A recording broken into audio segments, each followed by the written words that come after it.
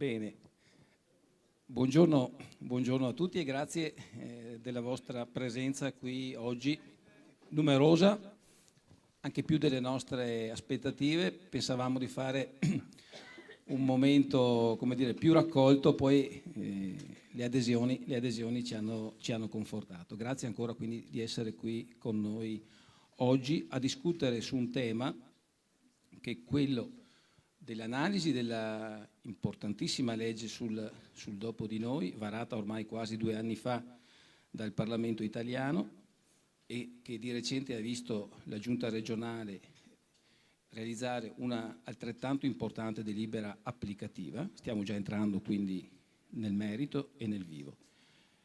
E vi dirò con grande franchezza che questa fondazione, io la conosco da poco perché sono qui da alcuni mesi, quindi quello che voi vedete qui è il frutto del lavoro di chi mi ha preceduto, di un lavoro di una comunità, affonda le radici in 108 anni di storia, che sono stati anni di storia importante per Isola Vicentina, una struttura che alle sue radici ha certamente dei solidi valori, una visione, quella che Luigia Gaspari Bressan ha cercato di dare, legata al mondo del bisogno, alle vecchie e nuove povertà, ma soprattutto una visione che si ricollegava, se qualcuno di voi lo ricorda bene, alla vecchia legge del 1890 di Francesco Crispi, a mio modesto avviso una delle migliori leggi che il nostro sistema legislativo abbia mai avuto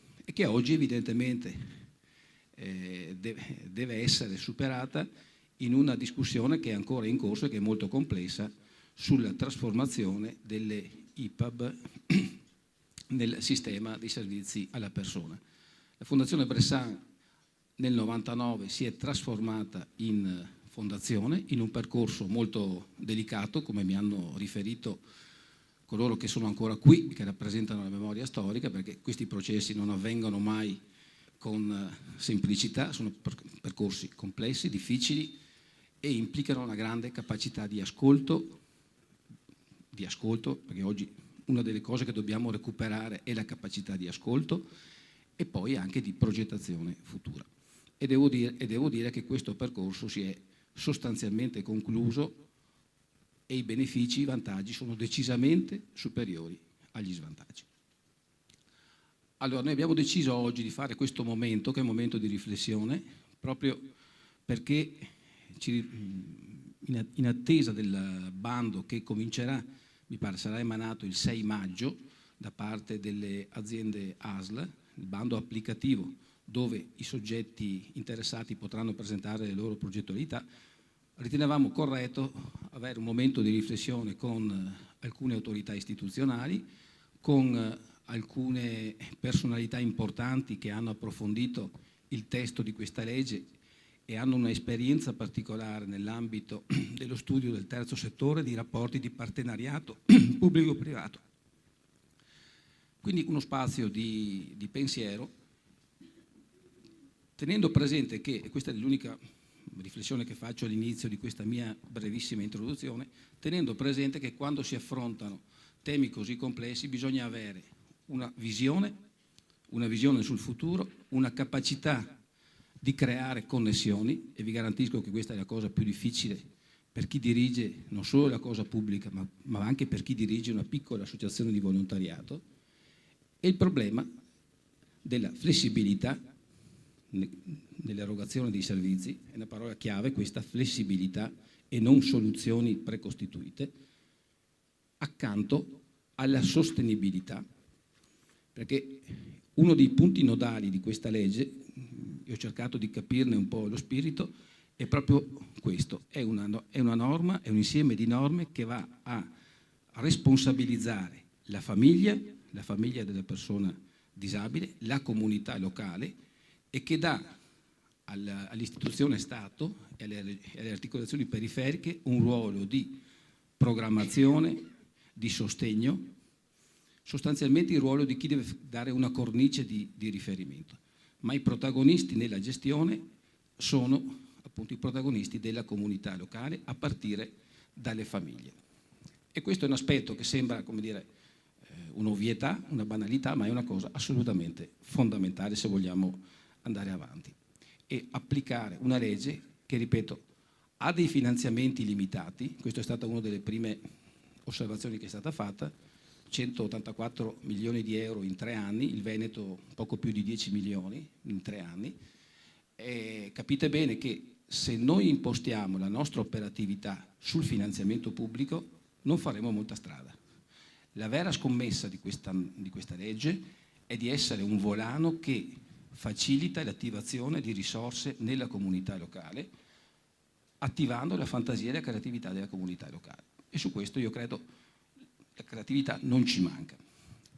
Ecco perché come Fondazione abbiamo ritenuto opportuno creare questo spazio di confronto e di discussione e poi alla fine magari vi dirò qualcosa di più anche sull'ulteriore percorso che noi intendiamo fare in questo delicato ambito. Mi fermo qui e al mio fianco vedete il padrone di casa, il sindaco di Isola Vicentina, che ha fortemente voluto questo appuntamento e che veramente ci ha dato una grande mano anche nel connettere risorse e autorità importanti e soprattutto ha avuto quella visione che prima ho cercato di anticiparvi. E ringrazio l'altra persona che è al mio fianco, che conoscete tutti, è il dottor Giovanni Pavesi, direttore generale dell'ASL, che su questo tema è in queste settimane impegnato nella definizione del bando a cui molti dei presenti stanno guardando con particolare attenzione. Ma poi avremo anche il dottor Burlina, che è qui presente e sarà uno dei relatori, che entrerà probabilmente più nel dettaglio dell'aspetto. Grazie e darei la parola subito al sindaco di Isola, dottor Francesco Gonzo.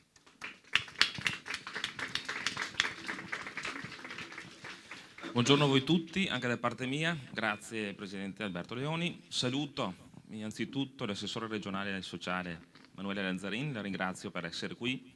Vi saluto a voi tutti per la numerosa partecipazione che ci sorprende, ma ci fa capire che il tema è molto importante e sul quale c'è molta attenzione. Saluto tutti i partecipanti, ma in particolare anche i miei concittadini, ne vedo alcuni qui che sono presenti oggi attenti a questo tema.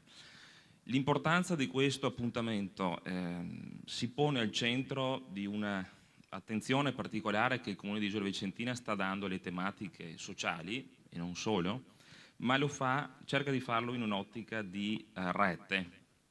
Innanzitutto, oggi siamo qui non perché non ci siano sedi comunali più appropriate, avrei voluto ospitarvi nella sede istituzionale di Villa Cerchiari, ma credo che questo sia il luogo più adatto, preposto, deputato a ospitare un convegno su questo tema ed appunto anche in questo senso il fare rete con il proprio territorio, all'interno del proprio territorio, ma soprattutto il Comune di Isola Vicentina cerca di fare rete con i comuni intorno e questo credo sia uno dei ruoli nuovi che il Comune, che in qualche maniera ha sempre maggiore attenzione sul proprio, quello che è il territorio all'interno dei propri confini comunali, deve avere se si vede all'interno di un contesto, se legge la propria presenza all'interno di un contesto più ampio, quindi una responsabilità che anche un piccolo comune come Isola Vicentina può avere nei confronti del territorio nel quale si inserisce. Quindi questo fare sistema, questo cercare di far rete con le attività, con gli altri attori che sono sul territorio, credo sia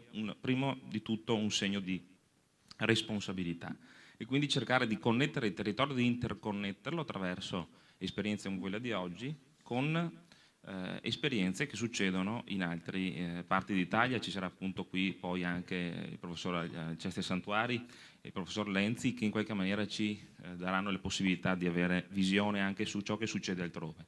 E poi grazie soprattutto ciò che ha fatto scaturire questo incontro di oggi è la legge regionale che ha saputo prima di altre in Italia recepire quella che è la legge nazionale sul dopo di noi, un tema molto particolare che la Fondazione Bressani in qualche maniera cerca di affrontare anche attraverso partendo da appuntamenti come questo.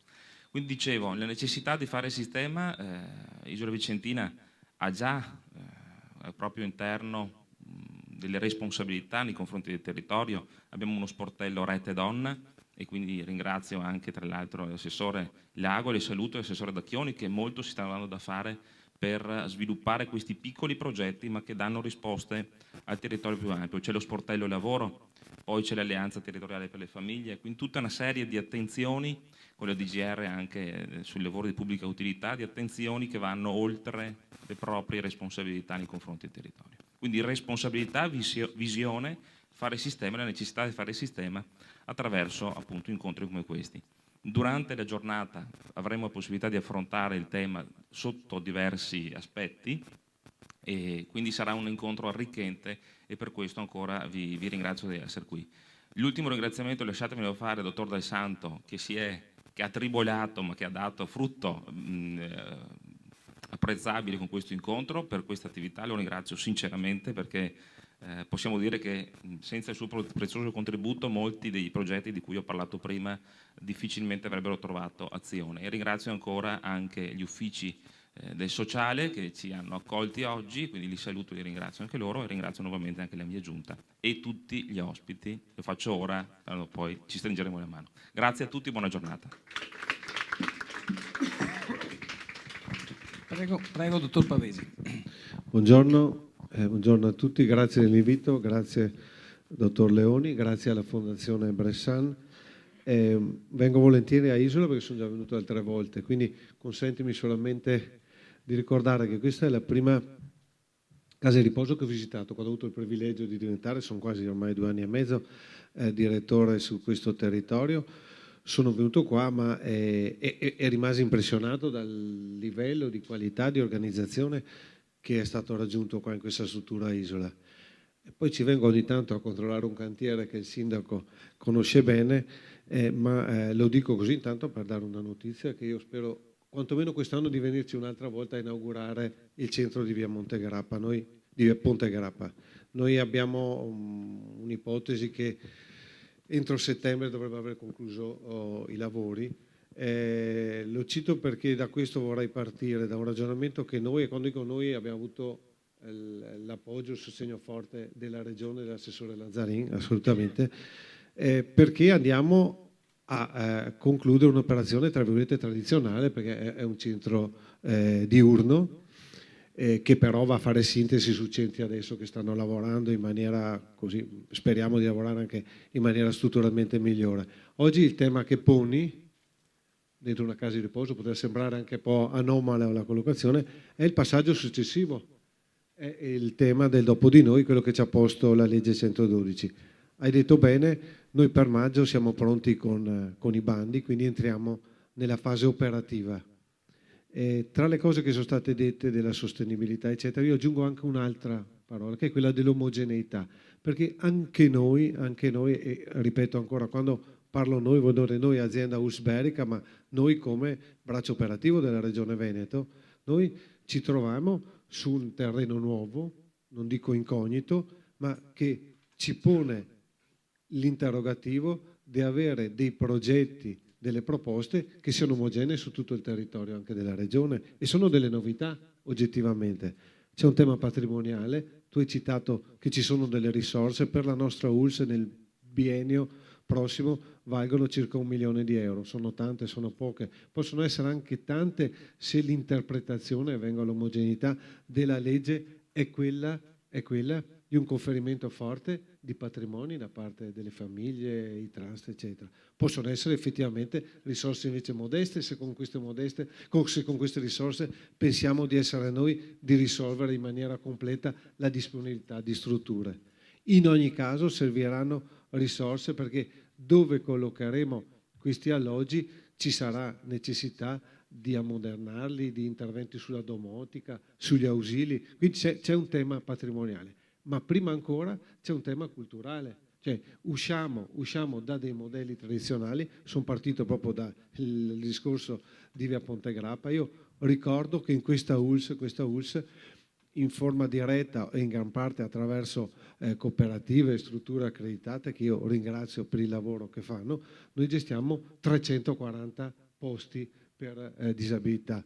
Sono tanti, sono pochi, Sicuramente se il dopo di noi ci porta in dote degli spazi nuovi, degli alloggi nuovi, sicuramente ci consente anche di alleggerire la pressione e la richiesta sui posti che adesso abbiamo. Quindi è un percorso nuovo, necessario, aggiungo anche un po' incognito, senza forse quello che c'è, ma non l'hai letta bene la legge. No? Io sono curioso di vedere la tipologia dei progetti che ci verranno proposti. Sicuramente è un salto di qualità, è un salto culturale per tutto il terzo settore, anche per noi. Noi dobbiamo essere ancora più capaci di lavorare in sinergia. Isola è secondo me un buon esempio con i comuni, per esempio, di fare proprio non dico da arbitri, ma sicuramente da coloro che fanno un po' da indicatori e che governano questo processo. Per cui bisogna rendere merito alla Regione che ha dato subito le linee attuative. Penso che il Veneto sarà una delle prime regioni che va sul campo a vedere questi progetti. Io spero che sulla nostra ULSS 8 qualcosa di, ma sono anche abbastanza convinto, qualcosa di buono venga fuori. Potremmo essere anche, non dico un pilota, ma sicuramente qualche esperienza molto nuova, e in genere quando si muove la nostra regione, aggiungo anche quando si muove la provincia di Vicenza, fa anche un po' da riferimento, da capofila per altre strutture. Quindi il fatto che qua siate in tanti, ho capito che c'è molta aspettativa, siete tutti operatori qualificati, gente che lavora nel settore, abbiamo bisogno tutti di una mano. Ripeto, entriamo in una fase nuova, in una fase che anche noi come ULSS non conosciamo esattamente nella sua evoluzione, che però che affrontiamo con molta convinzione, e un convegno come quello di oggi penso sia un ulteriore strumento che ci aiuta. Quindi grazie e buon lavoro. Grazie per questi due interventi introduttivi che non sono stati rituali, ma hanno già messo alcuni spunti, alcune riflessioni che verranno, penso, successivamente riprese. Io direi a questo punto, con una leggera inversione dell'ordine previsto per il lavoro, di chiedere all'assessore regionale Manuela Lanzarin di svolgere il suo intervento. E ovviamente, avendo un lavoro semplicissimo davanti da fare, l'assessore ci illustrerà la delibera regionale chiave, che è la delibera 154, se non ricordo male, del 16 febbraio, che va ad applicare nel territorio veneto la normativa regionale. È una delibera, secondo me, di sistema, una delibera di particolare rilevanza rispetto alle aree di intervento che propone, alle linee di finanziamento che propone e ai suggerimenti che darà poi ai singoli territori per realizzare i loro specifici progetti. Ringrazio il dottor Pavesi e il sindaco e chiedo alla dottoressa Lanzarin di venire qui per svolgere il suo intervento. Grazie.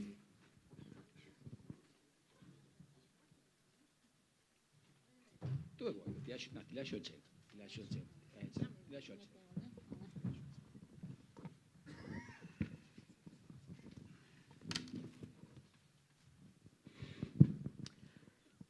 Buongiorno, io ringrazio la struttura, l'amministrazione comunale, la fondazione, insomma, per l'invito, ma per l'organizzazione anche dell'evento, perché credo che più comunicazione, più informazioni riusciamo a dare, più riusciamo anche a centrare quelli che sono gli obiettivi oggi che la Regione Veneto ha con questa delibera, ma anche con tante altre delibere, con un po' le politiche in generale sociali. Parliamo di disabilità, anche se siamo all'interno di una struttura per anziani, altrimenti dobbiamo aprire un'altra parentesi, ma oggi parliamo appunto di disabilità. Stiamo portando avanti perché siamo consapevoli come Regione Veneto che noi abbiamo sicuramente un modello buono, un modello ottimale, un modello di forte integrazione sociosanitaria, insomma lo sappiamo, ce lo siamo detti, ce lo siamo ripetuti, un modello rafforzato, meno rafforzato, che a volte ci dicono che rischiamo di far sparire, insomma lo potenziamo, insomma, quindi siamo partiti sicuramente come Regione Veneto per il passato, quindi con una tradizione molto forte e molto radicata. Però oggi ci troviamo anche di fronte, io credo, a tutta una serie di parametri nuovi, di sfide nuovi, di concetti nuovi, di situazioni nuove che quindi implicano anche da parte del legislatore regionale, che poi è il legislatore che fa un po' da cabina di regia e diciamo così da punto di riferimento rispetto all'operatività e alla sussidiarietà che poi c'è appunto nei singoli territori, ha dei modelli che hanno bisogno di degli aggiustamenti, perché oggi è cambiato sicuramente il contesto. È cambiato il contesto da un punto di vista sicuramente, sappiamo, demografico, nel senso che oggi sappiamo che c'è un invecchiamento della popolazione, c'è un'aspettativa di vita molto più lunga e anche per le persone disabili, insomma, vediamo e assistiamo a questo, cosa che invece molti anni fa non c'era.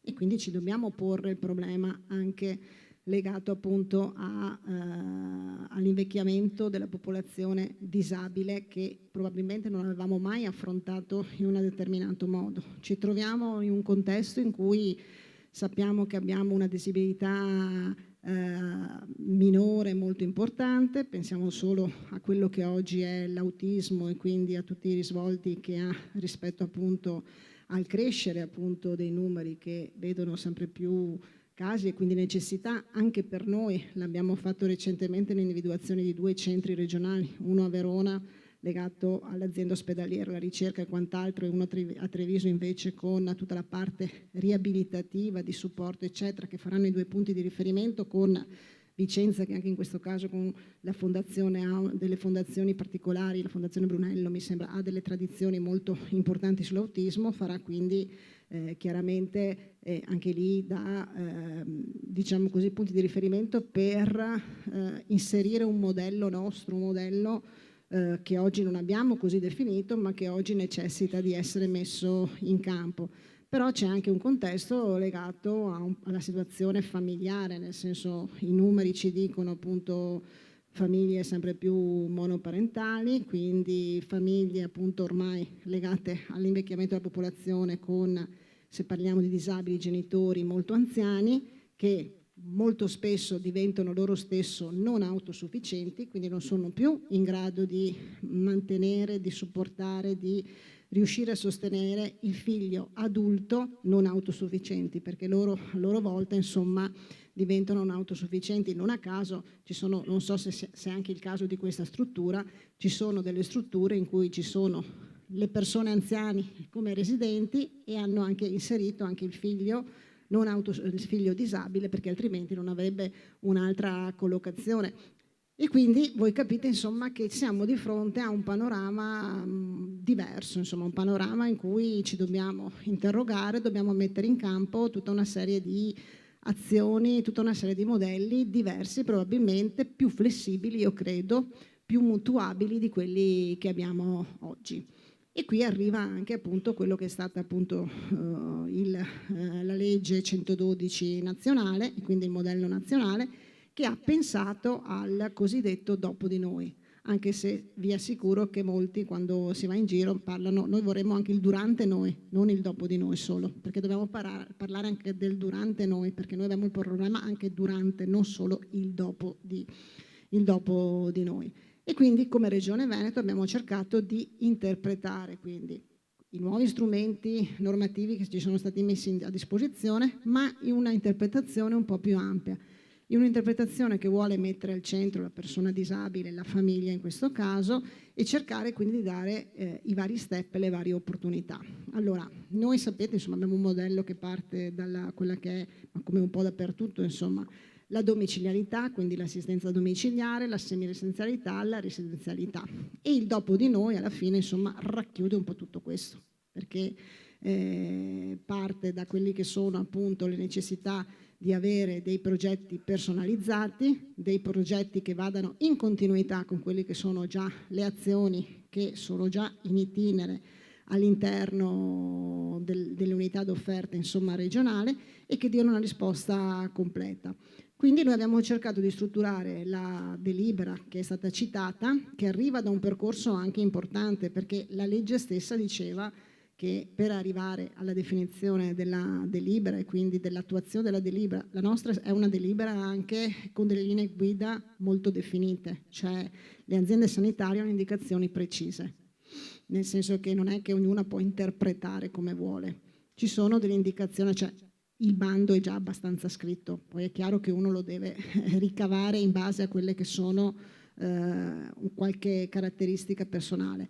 Però il bando, insomma, ed è stata anche una decisione voluta, perché noi abbiamo delegato, come è giusto che sia, alle aziende sanitarie, alle 9 aziende USL, dando poi l'equivalente per quanto riguarda appunto il budget economico legato quindi alla popolazione, al numero della popolazione, ma soprattutto alla popolazione disabile in fascia 18-65 anni, ma dando delle indicazioni ben definite, omogenee, perché il nostro obiettivo è quello di cercare comunque di omogeneizzare il più possibile, di uniformare il più possibile in tutta quella che è la Regione Veneto, quelli che sono degli interventi che devono, e noi riteniamo possono diventare, degli interventi strutturali, ma gli interventi anche che poi possono aprire, per quanto ci riguarda, delle nuove unità d'offerte, dei nuovi modelli, dei modelli più flessibili rispetto ai tradizionali.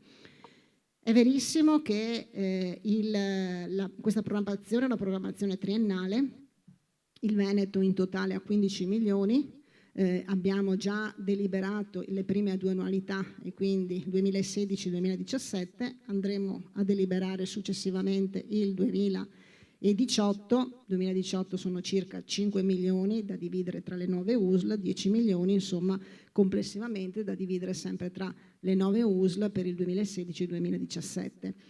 È una programmazione triennale, dopodiché cosa succederà non lo sappiamo, nel senso siamo anche oggi insomma, presenti a quello che dovrebbe essere la costituzione di un nuovo governo che poi riprenderà, io mi auguro, in mano tante partite che come sociale abbiamo in sospeso, penso dopo di noi, rispetto a questa programmazione, terzo settore, gioco d'azzardo, insomma ne abbiamo molte che sono lì nel limbo e non sappiamo appunto se avranno una continuità, non avranno una continuità, se avranno degli stanziamenti, non avranno degli stanziamenti, ma questa sarà una partita che vedremo successivamente. Però per noi Regione Veneto questo vuol dire che facciamo una programmazione triennale, creiamo dei modelli, creiamo delle reti di partenariato, tutto quello che è inserito, creiamo quindi un'unità, se vogliamo chiamarla anche di offerta nuova, che poi può diventare anche un'unità strutturale, può anche diventare un modello all'interno di quello che possono essere i modelli tradizionali, quindi io quando parlo in giro in maniera molto diciamo così insomma obiettiva dico ha una triennalità, ha una programmazione triennale, ma questo non vuol dire che se viene creato un modello importante, un modello sostenibile, un modello che funziona da 4 anni poi ce lo dimentichiamo, perché sarà a vantaggio nostro invece se è un modello che dà una risposta flessibile eccetera, trovare anche le risorse per cercare di far continuare questi modelli, insomma, quindi su questo insomma voglio essere molto, molto chiara, perché proprio serve a noi per avere quella flessibilità per quanto riguarda i percorsi, perché se oggi c'è una cosa che ci viene chiesta è quella soprattutto della flessibilità, del vestito su misura, della personalizzazione dell'intervento e del progetto, che sono tutte cose inserite all'interno di questa delibera, che effettivamente mette la persona al centro, la persona con la propria disabilità al centro e la propria famiglia, perché il dopo di noi vuole avere persona e famiglia attorno a quelle che sono le politiche di costruzione, e fa sì insomma che ci sia appunto un approccio di questo tipo, un approccio di tipo diverso. È chiaro che all'interno del dopo di noi abbiamo cercato di ricondurre anche quelli che erano interventi che abbiamo visto nel corso degli anni, hanno avuto anche un loro significato e una loro progettualità. Penso alla DGR 739 dei progetti innovativi e sperimentali, che sono stati in alcuni casi sperimentati anche qui, che hanno dato già, diciamo così, degli interventi di presa in carico, progetto personalizzato,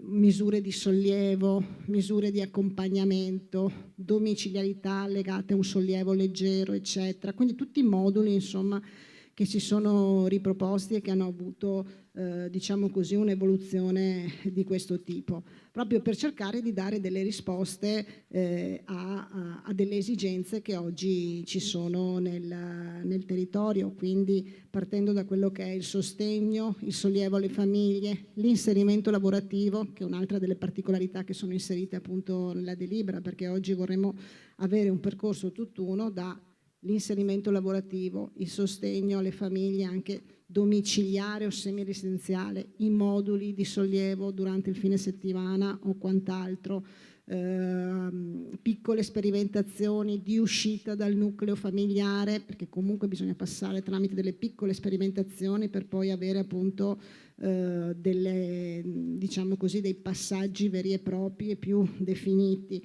soluzioni di co-housing, quindi di diciamo vivibilità con più persone, quindi diversa.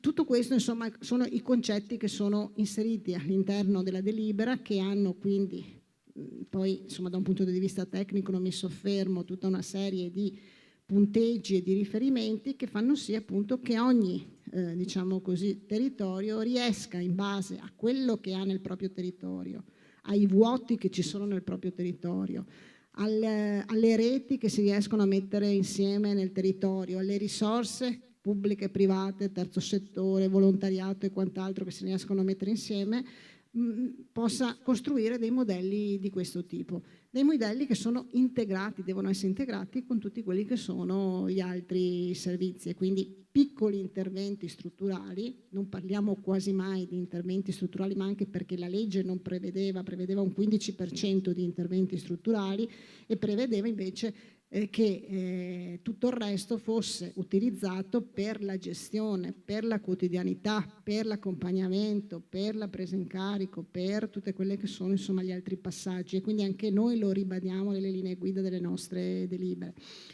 E in più diamo comunque al territorio anche la facoltà di esprimersi. Infatti poi, se avete visto, insomma, l'aspetto qualitativo ha sicuramente un punteggio molto più importante rispetto all'aspetto economico, proprio perché insomma noi abbiamo avuto l'esperienza, l'ho citata prima, della DGR 739, i progetti sperimentali innovativi, che in alcuni territori del Veneto sono stati interpretati come progetti sperimentali di inserimento lavorativo, di alternativa ai centri diurni, di un misto tra fattorie sociali o altre cose, eccetera, che effettivamente hanno creato anche un'unità d'offerta nuova, hanno creato dei percorsi nuovi, hanno creato dei percorsi anche diversi, dei percorsi strutturati, eccetera.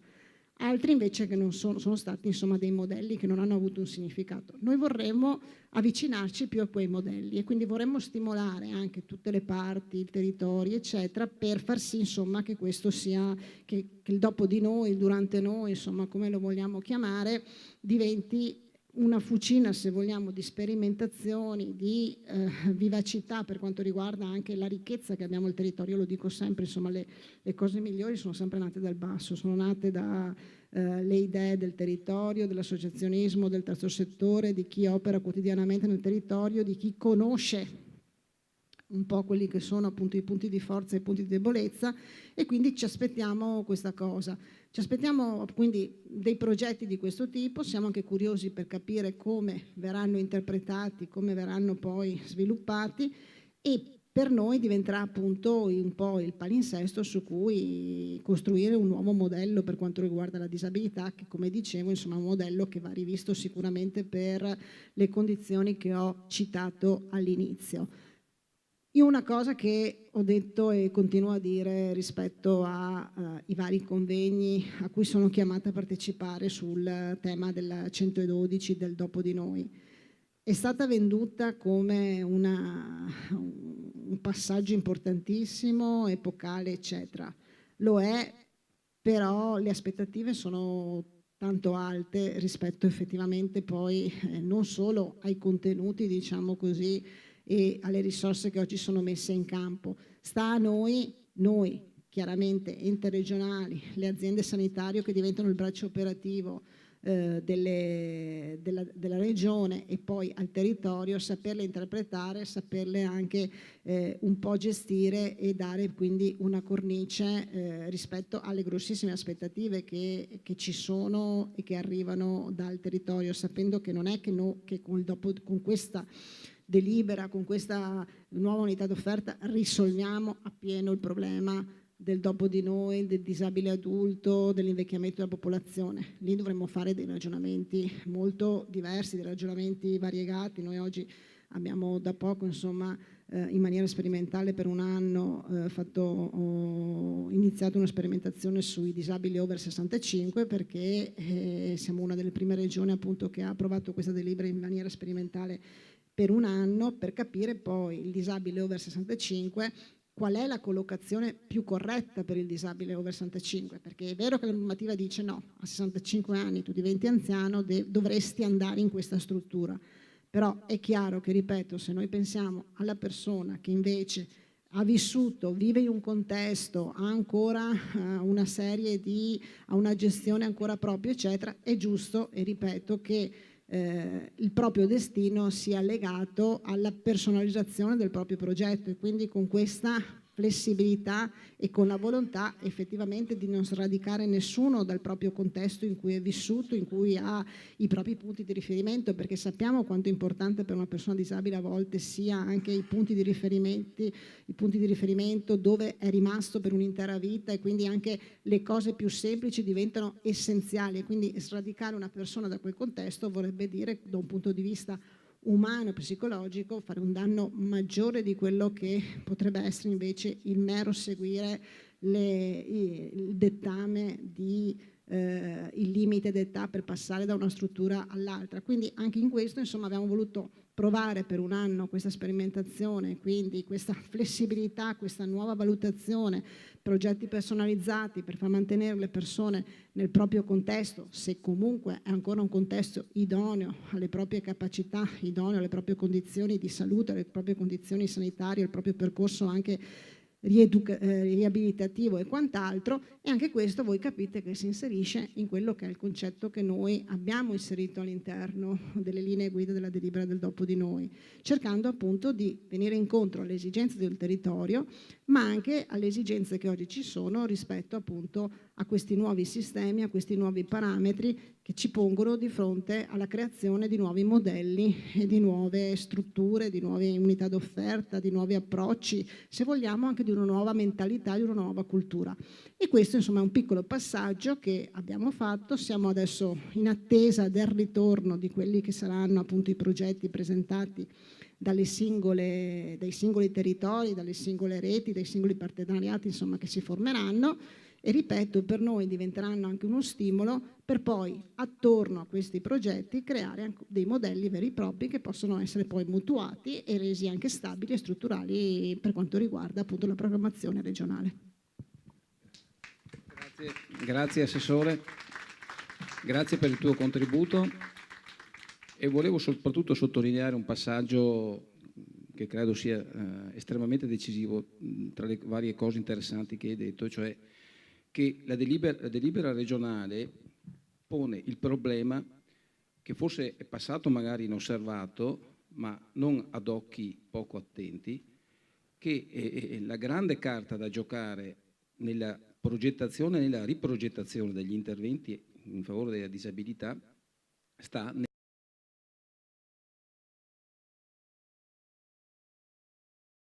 in questo senso. Questa delibera si integra con la delibera 84, con la legge 22 per capirci, no? Ma se posso come dire, fare un'obiezione, la legge 22 era una legge politicamente perfetta, ma il limite di quella normativa è che era forse eccessivamente rigida e propone di modelli precostituiti. Andare oltre alla legge 22 non significa cancellare quanto di buono è stato fatto, perché c'era in quel momento storico, che tra l'altro era anche da un punto di vista economico molto diverso rispetto all'attuale, c'era l'esigenza di andare a normare degli standard. Il problema è di non diventare ingessati e prigionieri di quegli standard. Oggi questa delibera pone a fianco un concetto completamente nuovo, che è la flessibilità e la personalizzazione degli interventi, quindi no a soluzioni precostituite. E soprattutto, e l'altro passaggio secondo me molto efficace del tuo intervento è stato che noi dobbiamo puntare alla risorsa pubblica come a un volano che ti dà l'incentivo iniziale per partire, ma poi tu, comunità, tu, famiglia, tu cittadino attento, devi riuscire in qualche modo a trovare nel tuo seno le risorse necessarie per far sì che la vita di ogni persona, e qui entriamo nell'ambito molto più ampio della comunità inclusiva, della comunità accessibile, possa essere una vita qualitativamente degna di questo nome, no? A partire dal fatto di poter vivere nella propria abitazione. Quindi il collegamento tra abitazione, percorso di lavoro, percorso del tempo libero. Non a caso un passaggio importante nella costruzione delle reti sarà quello di includere almeno un soggetto che non sia operante nell'ambito tradizionale dei servizi alla persona, no? O che non abbia accrediti particolari nell'ambito della non autosufficienza. E questo è stato fatto ad hoc per riuscire ad ampliare il concetto proprio di qualità di vita, di non riservarlo esclusivamente ai soggetti che operano tradizionalmente in questo senso. Io lo reputo non soltanto un omaggio non è un omaggio, vuol dire, rituale, è una cosa sostanziale questo, perché la qualità di vita deve coinvolgere completamente la comunità locale. Quindi noi stiamo già spostandoci in una logica dal welfare tradizionale a un welfare di comunità o meglio ancora a un welfare di prossimità. E se riuscissimo a combinarlo anche con il welfare aziendale in questo continuum, e questa è la grande difficoltà perché presuppone una cabina di regia molto solida, potremmo effettivamente cominciare a ragionare su risorse che diventano effettivamente anche interessanti. E guardate, permettetemi questa ultima annotazione, il problema delle risorse è certamente importante, anche soprattutto in sanità, ma non è detto, e i dati lo dimostrano, che chi spende di più in sanità abbia i servizi migliori. Gli Stati Uniti spendono il 16,1 del loro prodotto interno lordo in sanità, ma non hanno certamente la miglior sanità al mondo, anzi nelle graduatorie mondiali fatte dal Bloomberg Index sono decisamente molto, molto indietro. Noi italiani, che negli ultimi tempi non abbiamo investito molto sulla sanità, abbiamo un fondo che continua a ballare tra i 113 e i 115 miliardi di euro, siamo uno dei paesi più sani al mondo. Allora, questo significa che la sanità è un fatto tecnico, ma è anche soprattutto un fatto di cultura, di approccio ai problemi. E anche il tema della disabilità in qualche modo rientra in questo. Se non c'è cultura, se non c'è visione, tu puoi metterci quanti soldi vuoi, ma non avrai i risultati che speri. Grazie ancora, Assessore. Visto che c'è lo spunto, io non ho parlato volutamente di 22 perché noi sappiamo il dopo di noi esce dall'accreditamento e quindi insomma va fuori da quello che è l'accreditamento istituzionale, però insomma ci siamo già con molti di voi incontrati più di qualche occasione. Io ho sempre detto che la 22 va rivista, cioè c'è poco da fare. L'abbiamo fatto con una gialla delibera che è quella legata appunto alle grandi strutture, comunque insomma iniziato delle sperimentazioni sulla rivisitazione degli standard, perché è chiaro che oggi insomma il modello della 22, che anch'io ritengo che sia stato un modello lungimirante di qualità, un modello che ha dato una garanzia ottimale al sistema, oggi ha bisogno di un aggiustamento per tutte quelle che sono le categorie, insomma, quindi dagli anziani piuttosto che ai disabili, piuttosto che alla salute mentale, piuttosto che alle dipendenze, insomma, per tutte quelle che sono le categorie che riguardano la 22. Noi dobbiamo, io credo, garantire la qualità dei servizi, questo non c'è dubbio, però dobbiamo rendere tutti i nostri servizi più flessibili possibili. Questo cosa ci permette? Ci permette recupero di risorse, ma sono convinta di questo, insomma ci permette anche un risparmio da un punto di vista di spesa sanitaria vera e propria. Pensiamo solo alla spesa farmacologica, insomma cosa vorrebbe dire un percorso di un certo tipo, inserimenti lavorativi, percorso educativo, riabilitativo di un certo tipo, cosa vuol dire risparmio da un punto di vista farmacologico. Grazie ancora, Assessore. Allora, chiamerei adesso i tre relatori che svolgeranno le relazioni più tecniche. Quindi il professor Alceste Santuari, lo cogliamo con un applauso, è professore di diritto dell'economia, degli enti non profit e partenariati pubblico-privati all'Alma Mater di Bologna. Ha insegnato molti anni all'Università di Trento, agli assistenti sociali, ha svariati interessi soprattutto nell'ambito del terzo settore, conosce molto attentamente questa normativa di cui stiamo discutendo e lo ringrazio di essere con noi. Il professor Fabio Lenzi, che è un esperto di politiche sociali e servizi per la disabilità, dirige l'Istituto Iris Idee, Reti per le Imprese di Firenze, anche egli ha una lunga carriera universitaria alle spalle, ha insegnato a Trento, ha insegnato a Castellanza, a Roma e è un esperto in modo particolare di reti. Ci parleranno rispettivamente il professor Alcesti Santuari del Dopo di Noi, Trust per soggetti deboli e riforma del terzo settore, e il professor Fabio Lenzi, la costruzione della rete pubblico-privata nei progetti a favore delle persone con disabilità, profili metodologici.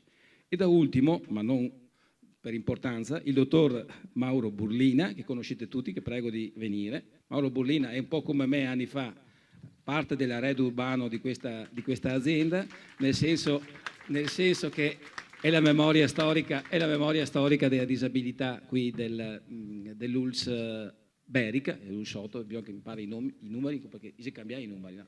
Dell'ULSS 8, e lui ci parlerà della rete dei servizi per la disabilità e in particolar modo credo ci darà anche qualche indicazione rispetto ai prossimi bandi che, come vi ho anticipato, saranno emessi il 6 di maggio, dopodiché ci saranno i tempi tecnici per poter formulare i progetti. Quindi lascio la parola rispettivamente al professor Alcesti Santuari, al professor Lenzi e poi al dottor Mauro Burlina.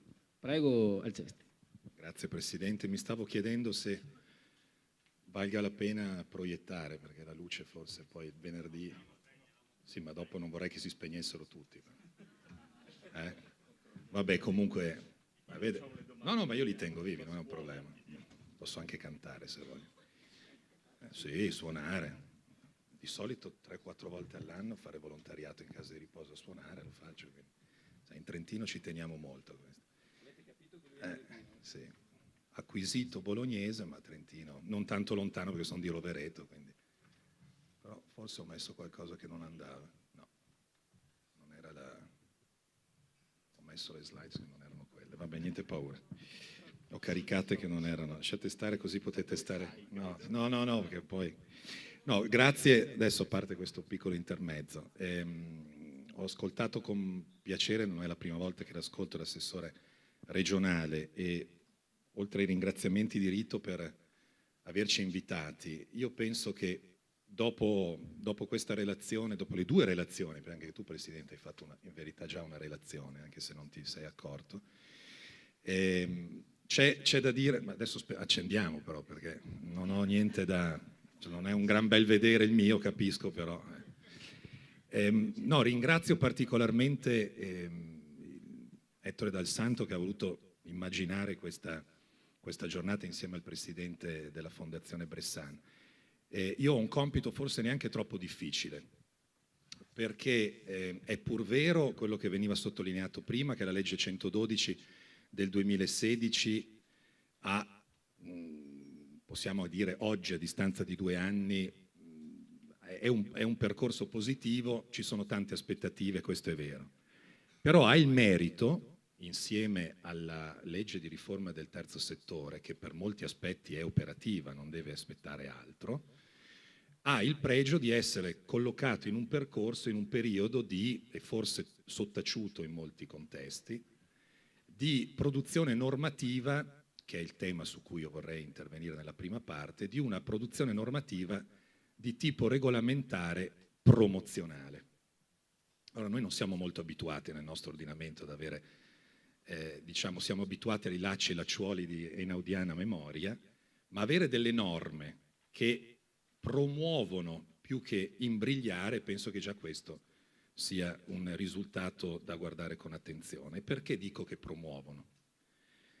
Innanzitutto mi sembra, non poteva che essere così evidentemente, però non lo vorrei dare per scontato. Promuovono la prima in particolare, alla quale anch'io e Fabio Lenzi abbiamo collaborato alla stesura con la onorevole Ileana Argentin, che è stata la promotrice di questa norma, però da autonomista ovviamente per definizione, perché venendo da una provincia autonoma, mi pare che uno degli elementi importanti di questa norma, e lo dico solo con una battuta perché già l'ha detto l'assessore prima, sia il riconoscimento dell'autonomia regionale, perché la flessibilità di cui si parlava prima non può essere imposta e tanto più vi è autonomia dei territori, quindi regionale poi a cascata nei territori, tanto più i progetti di cui anche il Presidente faceva riferimento prima potranno, in termini almeno generali, avere maggiore efficacia. Quindi il ruolo degli enti locali, e questo mi permette di collegarmi anche alla riforma del terzo settore, Perché sulla riforma del terzo settore spesso noi ci incentriamo su quelle che sono le riforme, diciamo, di carattere o le novità di carattere tipologico, quindi quali sono i soggetti che partecipano, ma in verità non è questa la grande novità. La grande novità della riforma del terzo settore rispetto a quello che c'era prima era un rinnovato appello agli enti locali di costruire percorsi insieme agli enti del terzo settore. Non a caso ci sono 3 articoli molto contestati, in verità.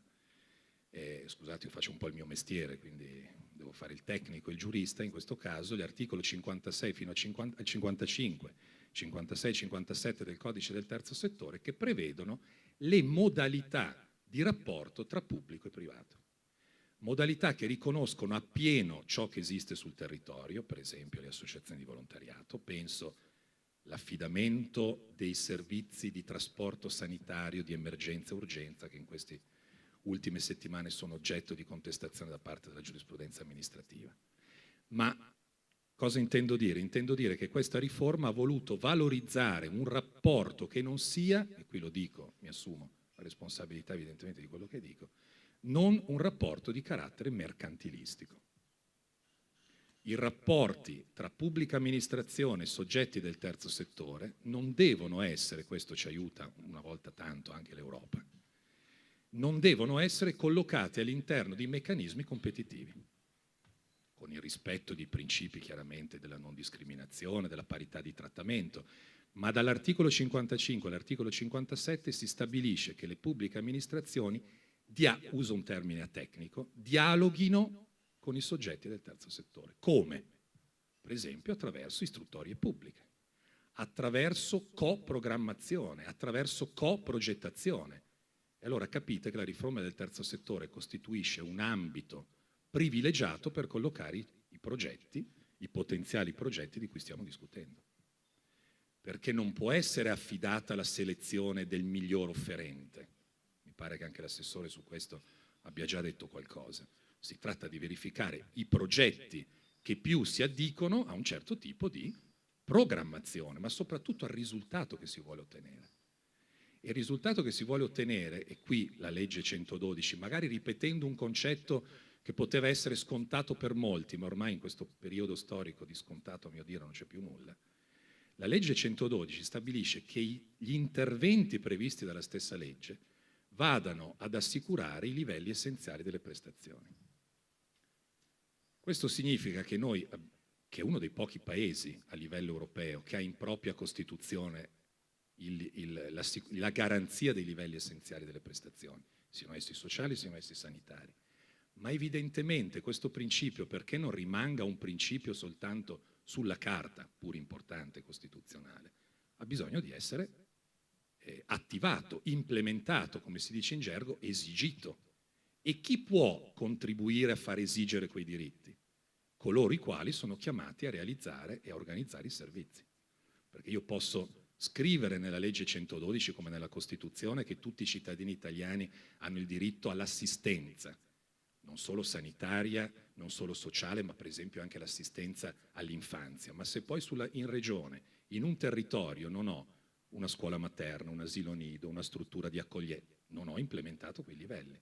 Sembra una cosa banale, ma vuol dire che come cittadino io non sono in grado di esigere quello che mi è riconosciuto come diritto.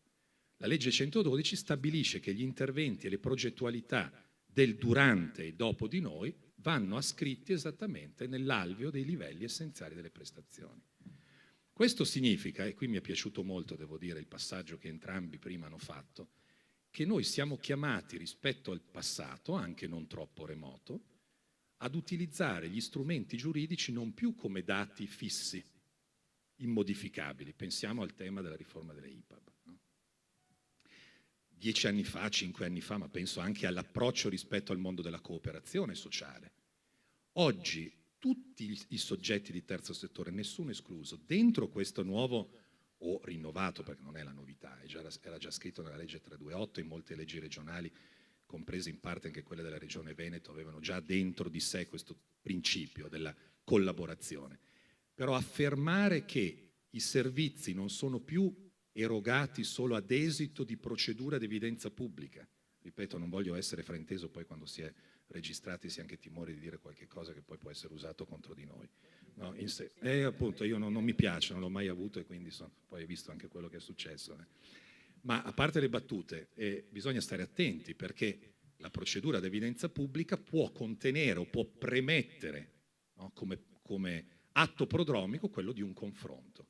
Non so quanti di voi in sala abbiano già avuto un'esperienza di coprogettazione. La coprogettazione si differenzia dalle altre modalità perché gli enti del terzo settore insieme agli enti pubblici, e qui guardo sia gli enti locali sia gli enti del servizio sanitario regionale, decidono insieme cosa, intanto come fare per realizzare un certo obiettivo, che non è detto che quelli che partecipano poi a quel percorso risultino gli affidatari unici, potrebbero risultarne anche 2 o 3. Potrebbe risultare, come in qualche comune in questi anni si è fatto, che l'ente locale insieme possa anche individuarne 2 o 3 o dica ai 2 o 3 soggetti mettetevi insieme.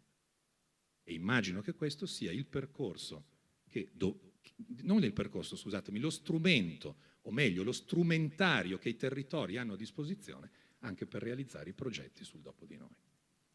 Quindi, ulteriore passaggio, le forme giuridiche rispetto ad un tempo le dobbiamo considerare come mobili. Poi Fabio Lenzi ci spiegherà nel dettaglio, per esempio, quali sono le potenzialità di uno di questi strumenti, che è quello appunto previsto dalla riforma del terzo settore, che è l'impresa sociale, sulla quale si sta discutendo talvolta anche un po' ragionando, e quindi è utile che qualche elemento di contesto e di certezza anche giuridica sia importante.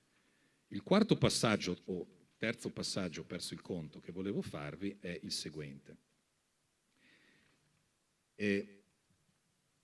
L'altra grande novità, perché questa è la vera, io ritengo, l'ho anche scritto, adesso uscirà una monografia un po' pesante, purtroppo gli alberi ne hanno risentito, come dice il mio collega, ma d'altra parte quando si scrive bisogna, io poi sono un grafomane per definizione.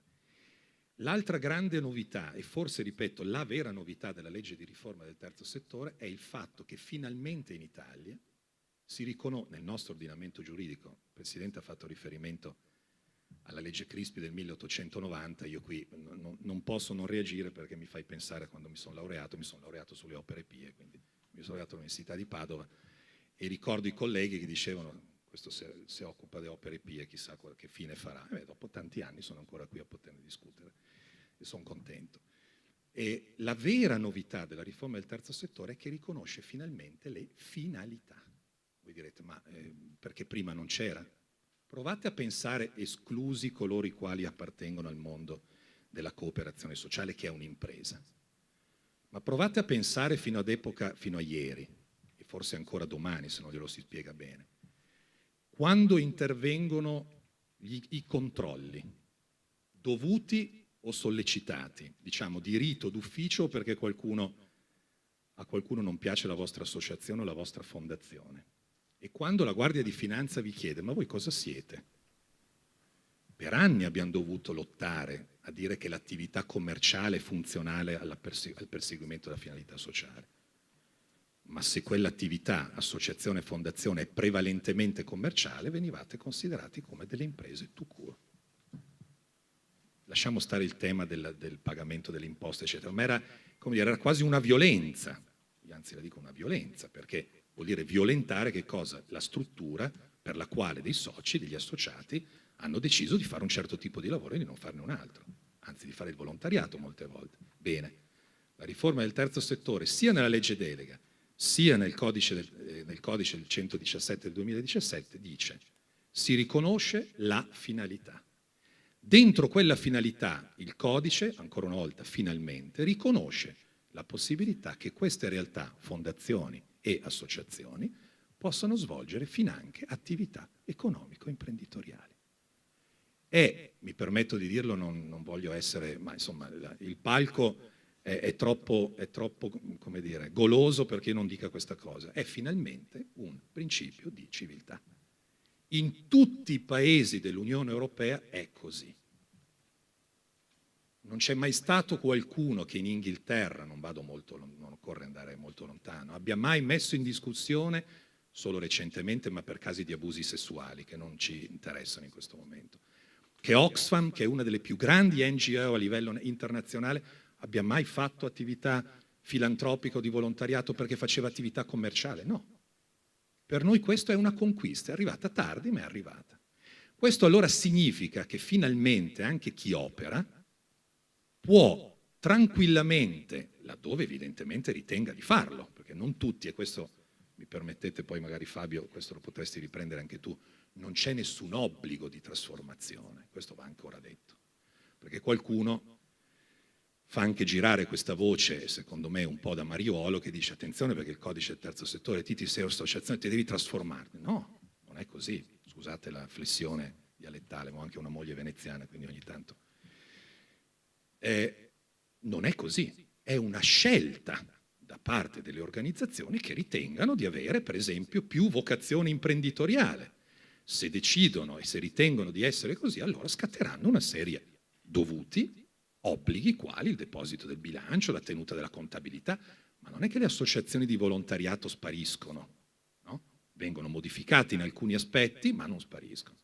Questo è per dire che anche per gli enti locali diventa una garanzia l'avere a che fare con realtà di questo genere, cioè una garanzia di solidità e di responsabilizzazione, perché forse questo è il secondo livello, che tante volte anche gli enti del terzo settore un po' rifuggono, ma se c'è un'altra linea di indirizzo della riforma è che responsabilizza molto di più gli enti di terzo settore. Certo, li carica anche di qualche fardello, non neghiamocelo, perché un certo tipo di controllo, il fatto che scattate certe soglie bisogna occorrerà nominare un revisore dei conti, addirittura la revisione legale, ma sta di fatto però che ha un input rispetto ad una costruzione di più solide basi di strutture che vengono chiamate poi insieme con gli enti locali e con gli enti del servizio sanitario a costruire percorsi che sono per la comunità. Non sono egoistici, sono per la comunità. E quindi se sono per la comunità, doppiamente devono essere trasparenti e soprattutto essere in grado di rendicontare quello che fanno. Un altro elemento che mi preme sottolineare, poi Presidente dimmi, io mi fermo quando tu me lo dici, è un tema che non è, diciamo, centrale rispetto al nostro dibattito di oggi, ma lo potrebbe diventare. Un altro elemento introdotto dalla riforma, e poi verso le conclusioni cercherò di segnalare qualcosa in merito al trust, perché così mi era stato chiesto di fare, un altro elemento è la misurazione dell'impatto sociale. Ora, che altro non è che valutare il progetto se ha prodotto dei risultati di carattere sociale o comunitario rispetto alle attese. Quindi anche in questo senso qui c'è uno strumento per l'ente locale, per gli enti di terzo settore di autovalutarsi, di valutare se le azioni messe in campo sono rispondenti non solo al progetto iniziale, ma se hanno dato un frutto, guardate che è quello che fanno i progetti europei. Se voi avete mai fatto un progetto europeo, dovete a un certo punto non solo rendicontare che costa un sacrificio enorme da un punto di vista di risorse interne, ma dovete spiegare se quel progetto poi è replicabile, se quel progetto può essere utilizzato in un altro contesto. La misurazione dell'impatto sociale va in questa direzione. C'è un rischio, e questo lo dico non solo per chi opera all'interno del terzo settore, ma lo dico anche non ai politici, ma soprattutto quello che potrebbe diventare, come dire, una deriva per gli uffici poi chiamati a fare questo tipo di valutazione. Non diventi una valutazione di carattere economicistico o monetaristico, perché nei progetti di cui stiamo discutendo non possiamo mettere al punto 1, no, della priorità quanti SKEI ho risparmiato. Certo, è importante, ma lo devo valutare sulla base di quello che è il contributo che quel progetto apporta all'interno del territorio. Per esempio, un minor numero di ricoveri inappropriati, dico in termini, no? O un inserimento socio-educativo, socio-lavorativo che permetta alla persona di seguire un progetto di autonomia individualizzato vero, efficace, non soltanto sulla carta. Ora, gli strumenti per fare questo noi li abbiamo già. Si chiamano piani di zona, si chiamano piani di comunità, piani del benessere sociale, come si chiamano, e della cittadinanza in altre regioni. Questi strumenti che abbiamo abbandonato, perdonatemi, non parlo di tutti i presenti, neanche di questa regione, ma in alcune regioni, ahimè, questa programmazione è stata abbandonata. Voi direte, cosa c'entra questo? C'entra, perché nel momento in cui la regione, che a far data dal 2001, quindi dalla riforma della Costituzione, è stata incaricata di, come ci ha raccontato prima l'assessore per lo specifico di questo tema di oggi, di fornire le linee di indirizzo, quando le regioni non fanno questo, non è vero che i territori stanno meglio, perché anarchia è più bello, no, non è così. In quelle regioni in cui oggi, parlo 2018, mancano dei veri e propri atti di indirizzo che supportino la programmazione territoriale, c'è un po' di difficoltà a riprendere in mano i piani di zona, che sono strumenti che noi abbiamo ereditato da una legislazione importante, significativa, e che vuol dire che se non si fa più programmazione, qual è il rischio vero? Il rischio vero è che il mercato vinca. Avete capito per chi tifo io, no? Ma non perché il mercato sia brutto e cattivo, perché i servizi di cui stiamo parlando non sono servizi mercantili. E guardate che non è che stiamo facendo delle disquisizioni filosofiche, perché prima o poi, se non c'è una difesa reale, concreta di questo principio, qualcuno potrà cominciare a dire ma perché non si mettono? Posso raccontare un piccolissimo episodio per farvi capire? Come in Veneto e come in tantissime regioni del nord Italia, fino diciamo a Roma, Firenze. No, sapete, noi quando eravamo piccoli ci dicevano l'os von Rom, quando avevamo 3 anni, quindi via da Roma. E no, il servizio tipico dell'anziano nell'associazione che fa attraversare la strada ai bambini della scuola. I nonni vigili, benissimo. Nel comune di Cesena, non più tardi di 6 mesi fa, il dirigente in un corso di formazione mi ha detto: abbiamo ricevuto la richiesta di mettere a gara il servizio. Anch'io ho aperto le braccia, ho fatto, come avete fatto voi. Però i tempi sono diversi. Tant'è che il dirigente fa, ma io come faccio a difendermi? Perché anche lui voleva il nonno vigile. Però dice, se mi chiedono di mettere a gara il servizio, io devo comunque prenderlo in considerazione. E non in tutti gli enti locali ci sono persone illuminate che hanno coscienza dell'oggetto del servizio. Perché un po' perché spinti, un po' perché c'è la pressione politica, che insomma non ci nascondiamo un dito, esiste dappertutto, posso arrivare a questa... Quindi la riforma del terzo settore cerca di arginare questo tipo di deriva. Però tocca anche, quando dico noi, strutture pubbliche e organizzazioni non profit, di lavorare su questo fronte. Come promesso vado alla conclusione. Qualche anno fa, mi ricordava Ettore Dal Santo, 4 anni fa precisamente, in un altro contesto, facemmo un'iniziativa simile per parlare proprio del trust per soggetti deboli. Ecco, non innamoriamoci delle forme giuridiche.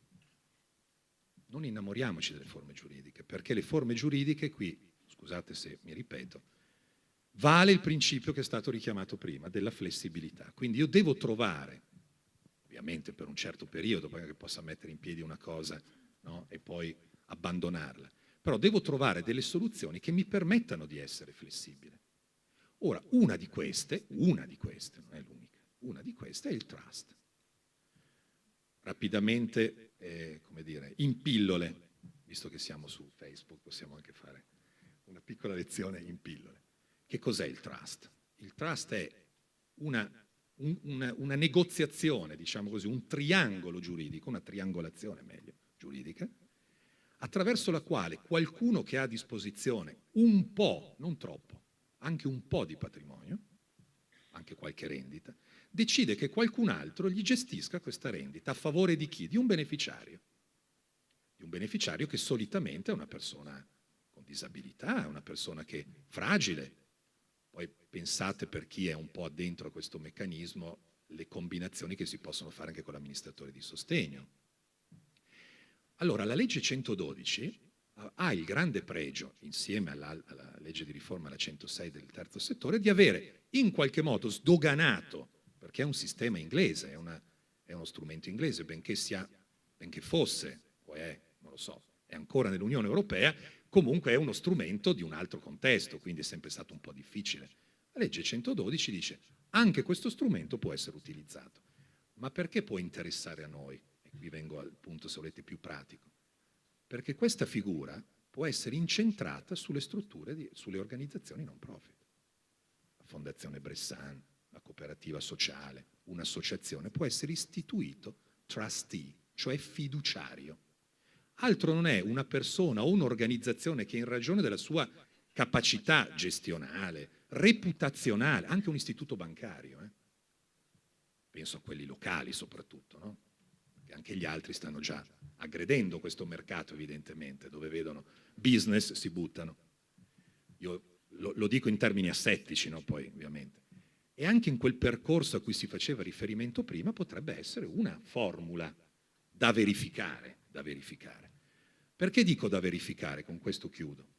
Perché in alcuni contesti, non di questa regione, di altre regioni, faccio anche il nome e cognome, Emilia-Romagna, ma anche il Trentino, si pensava, fino ad epoca recentissima, che per fare i progetti di cui per realizzare i progetti del durante e il dopo di noi ci fosse sostanzialmente, questo lo dico soprattutto per gli enti locali, ci fosse un'unica soluzione, che era quella di costituire la fondazione di partecipazione. Che cos'è la fondazione di partecipazione? È come una fondazione Bressan a cui partecipano altri soggetti giuridici. Adesso l'ho detto, siamo venerdì mattina, quindi dopo una settimana di lezione mi permetterete di fare qualche sintesi maldestra. Allora, bello perché entriamo anche noi, il comune, la regione, la provincia. È peccato che questa realtà, guardate, a distanza di qualche anno, non di secoli, dimostra tutta la sua non flessibilità. Primo, perché quando entra un ente locale, l'ente locale deve ricordarsi che se entra in una società, lo dico qui al sindaco che sa bene queste cose, che fa parte anche di ANCI, se entro in una società e domani, non è detto, dico solo in termini teorici, volessi uscire perché non mi interessa più, alieno la quota, la vendo, ammesso e non concesso che ci sia il mercato, perché la legge Madia pensava che ci fosse un mercato pieno di tutta gente che andasse a comprare le quote delle società pubbliche. Lo dico perché in un'altra vita ho fatto anche questa cosa qui. Invece nella fondazione no, Nine. Se il comune di Isola Vicentina mette 100.000 euro o un terreno e domani per n motivi, non perché il sindaco abbia cambiato idea, ma perché dice non è più di interesse. Attenzione, quando dico di interesse, perché non interessa più le finalità che in quel momento, o perché ritengo che siano state conseguite, cosa che può succedere, esco, ridatemi il patrimonio. No.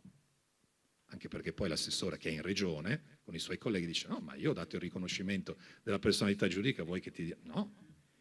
Quindi stiamo attenti, cioè nella costruzione dei percorsi valutiamo attentamente tutte le formule. Prima non le avevamo queste disponibilità. Questa è la novità. Prima l'ente locale e anche i soggetti di terzo settore avevano determinate figure giuridiche, alle quali, come in tutta la vita, no? Dalle Bassanini in poi, via privatizzazioni perché eravamo felici e contenti, poi fondazioni di partecipazione, poi trust. Oggi qual è la novità? Qual è l'elemento, diciamo così, di valutazione? Che sedendoci intorno a un tavolo possiamo avere diverse scelte. E queste scelte possono aiutare anche i soggetti che già hanno una loro struttura di immaginare dei percorsi evolutivi su cui adesso Fabio Lenzi ci dirà. Quindi il messaggio, se posso dire, conclusivo che vorrei lasciare è questo. Le formule giuridiche che anche la riforma del terzo settore e la legge 112 per la parte di competenza ci hanno consegnato sono un grimaldello importantissimo a favore delle regioni, perché le regioni, dando le linee guida che abbiamo sentito prima, non dicono dovete scegliere quella. E scusate se faccio un po' di comparazione, ne parlavamo prima ascoltando l'assessore, non ce ne voglia, ci siamo scambiati due battute nell'orecchio mentre lei parlava. Ci sono regioni che non fanno così, come il Veneto. Ci sono regioni che dicono qual è il modello e il modello oggi non è più adeguato. Non è più adeguato, se io lo irrigidisco non è più adeguato. Invece favorire modelli e non formule può aiutare a decidere formule, che potrebbe benissimo essere che a Isola Vicentina si decida, adesso lo dico perché no, la fondazione, in un altro contesto quel modello corrisponde di più a un consorzio di cooperative sociali. Oppure in un altro territorio, visto che citava prima Verona, che è uno dei territori che conosco forse più del Veneto, insieme a quello di Padova, può essere la combinazione delle due.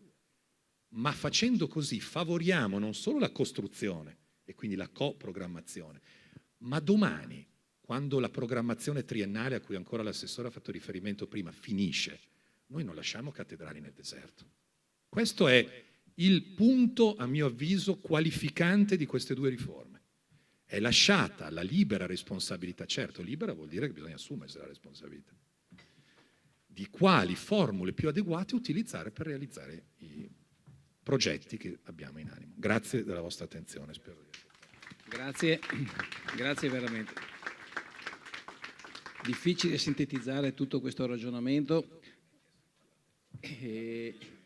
No, ma è stato veramente un ragionamento di grande interesse, soprattutto perché ha ribadito la necessità di andare oltre un modello precostituito, e questo ho apprezzato particolarmente. Grazie, grazie al professor Alcesti Santuari. Adesso do la parola al professor Fabio Lenzi, che è un grande esperto nelle politiche di welfare, da oltre 20 anni.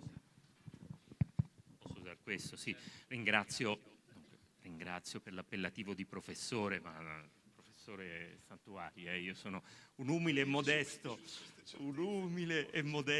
consulente, e almeno questo è il mio mestiere. Poi mi capita di fare lezioni, ma mi capita perché è bello confrontarsi in un ambito... Sì, si sente forse meglio questo. Dicevo, è bello confrontarsi in un ambito didattico, perché la dimensione della quale mi occupo è una dimensione di confronto, come oggi, con persone che quotidianamente agiscono su questi temi.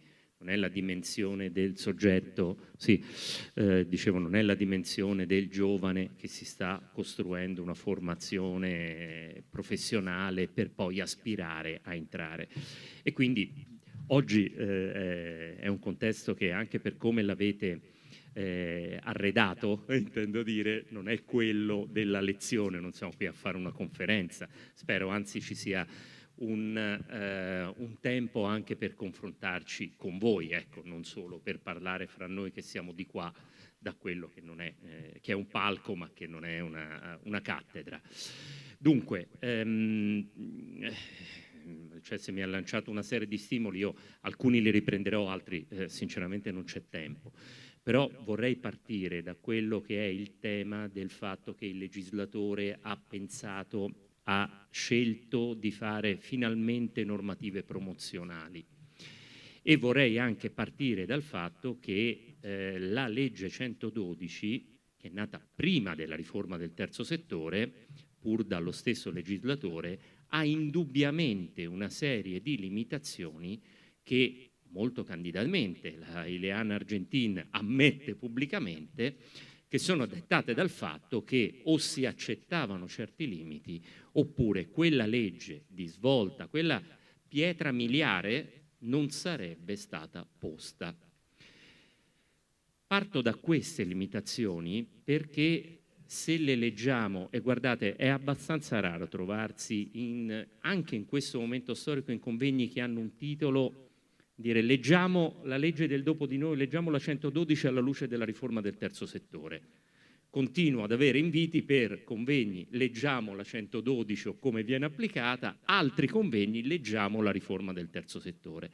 E invece, già Santuari lo diceva prima, è molto importante fare questo parallelo, perché acquisendo le argomentazioni che sentivamo prima sulle novità e la visione diversa che ha il legislatore della riforma del terzo settore, una buona parte delle limitazioni che forse necessariamente per poter nascere la legge 112 ha avuto possono essere in parte superate.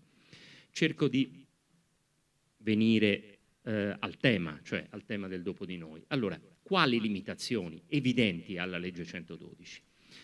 Estrema sintesi, la legge 112 affronta un pezzo del problema del dopo di noi. Non è che affronta un pezzo perché ci mette poche risorse, no, affronta solo alcuni casi di persone con disabilità che si troveranno in un certo momento della loro vita al venir meno del sostegno / assistenza / tutto dato dal caregiver familiare, quasi sempre genitori, a volte comunque può essere un congiunto. Quali sono? Perché solo alcuni? Perché la legge evidentemente si rivolge a situazioni di gravità, lo dice esplicitamente. Ma il tema del dopo di noi non riguarda solo i disabili gravi, riguarda sicuramente tutte le persone con disabilità che vivono ordinariamente in un contesto familiare. E non pensiamo che la persona con un livello di gravità, di disabilità a livello di gravità inferiore, come dire, sia più facile da gestire quando viene meno il caregiver, perché quella persona ha una dimensione di relazione, di comunità, che spesso comunque è sostenuta perché esiste un caregiver e che nel momento in cui viene meno non c'è da sostituire la parte assistenziale, ma ad esempio c'è da sostituire la parte di inclusione comunitaria, che non è semplice da fare e a volte non è meno costoso. Questo è un primo elemento. Il secondo elemento di limitazione chiara della legge 112 è data dal fatto che l'altro grande tema che pone in maniera assolutamente apprezzabile, che è quello del coinvolgimento delle risorse private dentro un sistema programmato, quindi di visione e di governo dei soggetti della pubblica amministrazione, dentro quindi un sistema territoriale di intervento, non c'erano le condizioni per portarlo a una diversa e nuova cittadinanza dentro al nostro ordinamento, normare il trust, ma si è dovuto limitare a un meccanismo di agevolazione fiscale. E quindi si dà cittadinanza, si dà favor del legislatore, ma non rendendo il trust un soggetto, o meglio, uno strumento normato nel nostro ordinamento. Non c'erano le condizioni per farlo, molto direttamente, bisogna dire così, ma agevolandolo fiscalmente, il trust come gli altri strumenti che in qualche modo vengono utilizzati. Terzo elemento, è già stato detto, le limitazioni di quello che è il fondo, però giustamente chi ha scritto quella legge dice ma almeno un fondo esiste. Sì, è vero, però attenzione a non ritornare a pensare che il welfare sia una questione di sommatoria di fondi dedicati, perché torniamo indietro di 30 anni, torniamo indietro a pensare che tu sei biondo, hai il fondo per i biondi, tu sei mancino di piede, hai il fondo per i mancini di piede, eccetera, eccetera, eccetera. Ci è voluto decenni nel nostro ordinamento per arrivare a immaginare nella legge 328 il Fondo Nazionale delle Politiche Sociali, non del sfortuna X, della povertà Y, eccetera. E quindi attenzione anche che questo non sia in qualche modo letto in quel senso. Bene, di fronte a questi limiti, la riforma del terzo settore, come dicevo, può essere invece un volano. In che senso? Allora, io ho cercato di riportarlo poi su essenzialmente due ambiti. Allora, non so quanto si leggano, ma tanto poi ve le lascio le slide, anche perché sono semplicemente per accompagnare un ragionamento, non vogliono essere in questo. Allora, diceva prima Santuari, ma veniva anche da altri interventi, da quello dell'assessore, che il problema del dopo di noi, o meglio, l'attesa di risposta a questo venir meno del supporto dei caregiver, del contesto familiare, è sicuramente un problema che la comunità deve affrontare nel suo insieme. E per questo motivo, in primo luogo, l'attore è l'istituzione locale, è la capacità dell'istituzione di leggere la dinamica del bisogno dei propri cittadini per poter provare ad allestire un sistema di risposte. Uno dei rischi che comporta la 112 è che la risposta sia prestazionale, con 10 euro. Quanto livello di risposta do? Se è prestazionale ne do meno che con 12, ne do meno che con 15.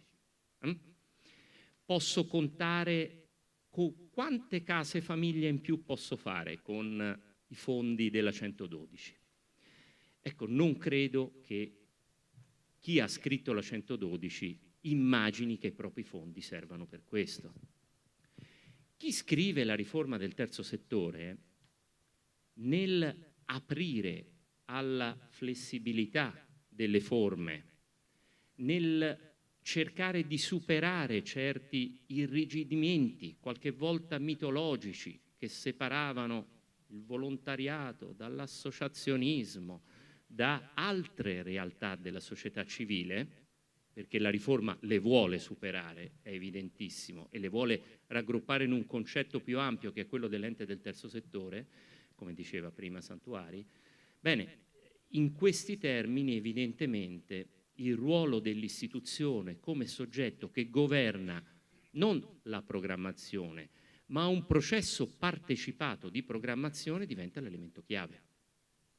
Quindi un primo filone di riflessione è: se leggo come la 112 esprime il dopo di noi da un certo punto di vista parziale, solo alcuni soggetti, ma dal punto di vista concettuale totale, quando parla del progetto individuale, PARG, quando parla del riferimento agli standard ICF, classificazione della disabilità non in base alla patologia, ma alla capacità abilitante del contesto nel quale il disabile intende vivere, non vive, intende vivere, a quel punto evidentemente il tema della coprogettazione non è la norma che promuove lo sviluppo e riconosce e dà la pacca sulla spalla al terzo settore. Per intenderci, non è quella promozione del terzo settore dentro al Servizio Sanitario Nazionale che leggiamo nella riforma Bindi, troppo timida. È oltre la coprogettazione che leggiamo nella legge 328. Dove sta?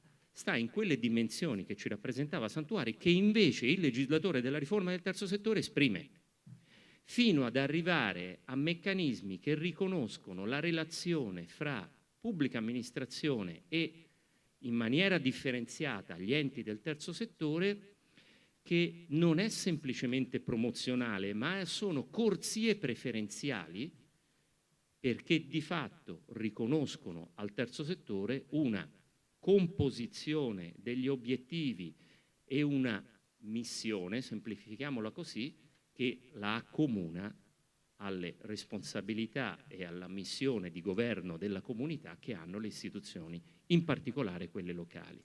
Allora, il contesto della coprogettazione, a mio modo di vedere, è l'unico contesto nel quale si può immaginare, della coprogrammazione, è l'unico contesto nel quale si può immaginare di andare a costruire un sistema a rete territoriale. Perché la coprogrammazione è anzitutto condivisione della lettura dei problemi e dei bisogni attesi dalla comunità a cui si intende dar risposta, ed è una chiamata in gioco di quei soggetti che quella visione la vogliono condividere e quella risposta la vogliono condividere.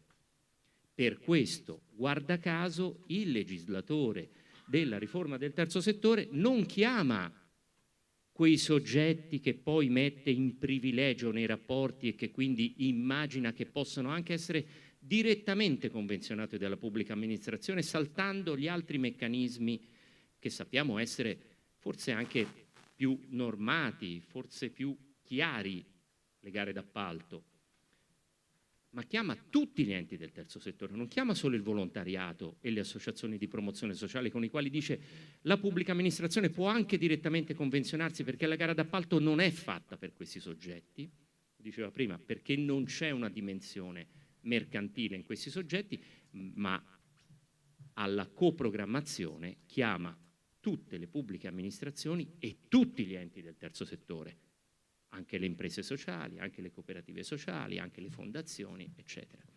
E questo è un primo aspetto. Il secondo aspetto, invece, molto interessante per il dopo di noi, è che il legislatore, nella riforma del terzo settore, lascia, non carta bianca, però lascia una dinamicità delle forme giuridiche che non conoscevamo nella normativa precedente. E lo lascia paradossalmente nel momento in cui toglie dalle varie famiglie del terzo settore la dinamica del siccome io sono diverso voglio la mia leggina, siccome io sono il mio contesto culturale, identitario, eccetera, allora mi devi fare una legge speciale. Noi abbiamo avuto un terzo settore che aveva la sua legge per l'ONG, la sua legge per il volontariato, la sua legge per l'associazionismo di promozione sociale, la sua legge per l'associazionismo sportivo, la sua legge per l'associazionismo di protezione civile, eccetera. Non abbiamo una legge per le fondazioni, si va solo nel codice civile, poi ci ritorno sulle fondazioni perché la fondazione di partecipazione è un soggetto importante quando si parla di dopo di noi, ma non così importante come si è voluto credere per lungo tempo. Dopodiché poi ci si accorge che queste leggi speciali nel tempo, quando le dinamiche della comunità non sono quelle lette dal legislatore al momento della normativa, diventano ostacolo. Come sono state ostacolo per molti aspetti, ne citavo alcuni santuari, quelli fiscali, ma ce ne sono stati molti altri, le normative di settore del volontariato, della cooperazione sociale, dell'associazionismo sociale, dell'associazionismo di promozione sociale rispetto a ruoli, rispetto a innovazione sociale, rispetto a relazioni con la pubblica amministrazione. E in molti casi hanno generato situazioni tutt'altro che virtuose. Ah sì, posso convenzionarmi col volontariato, allora forse ciò che ieri andava in gara d'appalto lo convenziono direttamente con l'associazione di volontariato, abbatto i costi del lavoro perché tanto loro sanno come, o sostituisco posti di lavoro con posti, ma queste sono state patologie della normativa precedente, non sono stati elementi virtuosi di sviluppo delle dinamiche e dei ruoli degli attori della società civile. Vado velocemente a scorrere le slide. Il contesto che ha la persona disabile è anch'esso su due filoni. Un tema macro è quello del progetto di vita. Progetto di vita che è fatto di benessere, come tutti noi aspiriamo al benessere. È un benessere, lo vedete, quindi ho messo 4 dimensioni, si potrebbe declinare in tanti altri aspetti per semplificare, per sintetizzare. Questo benessere nel disabile che vive nel contesto familiare è spesso determinato dal fatto che il caregiver familiare svolge un ruolo in tutte queste 4 aree che circondano il benessere del progetto di vita della persona disabile, legato soprattutto a quelle che sono le limitazioni della patologia che ne impediscono la piena e totale autosufficienza. Ma il benessere dell'inclusione, il benessere che chiamo della cittadinanza in questa slide, è spesso fatto da un contesto non solo di molteplici attori pubblici e privati, privati profit e privati non profit, ma è fatto da un insieme di reti di relazione che permettono di vivere, di agire la cittadinanza. Nel momento in cui la presenza del contesto familiare multidimensionale come presenza, dicevo prima, comincia a venire meno o improvvisamente viene meno, ne soffrono entrambi gli aspetti. Ne soffre il progetto di vita, il benessere della persona, ma ne soffre il progetto di vita, diciamo, di relazione, di cittadinanza. E a seconda dei casi ne soffre più l'uno o l'altro, ma soffrono sicuramente entrambi gli aspetti del benessere della persona disabile. Allora, il nucleo familiare e la persona disabile si guardano intorno e trovano, diciamo, qualche volta pensati, qualche volta non pensati, ma nei fatti, si trovano intorno sostanzialmente, io direi, questi 5 attori. Si trovano intorno alle istituzioni, si trovano intorno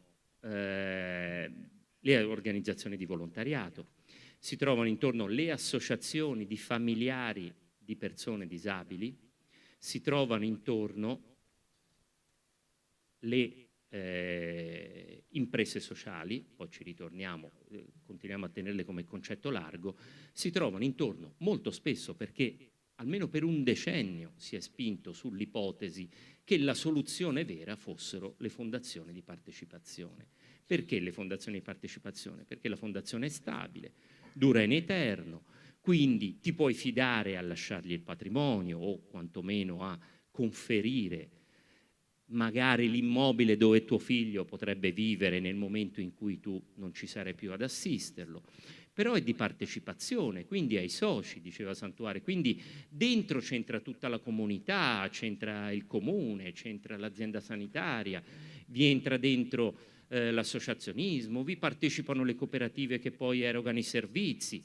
Bene, tuttavia abbiamo visto che, per carità, è tutto vero, ma non si è modellizzato un sistema territoriale che avesse la fondazione di partecipazione al centro e che potesse essere realmente replicabile.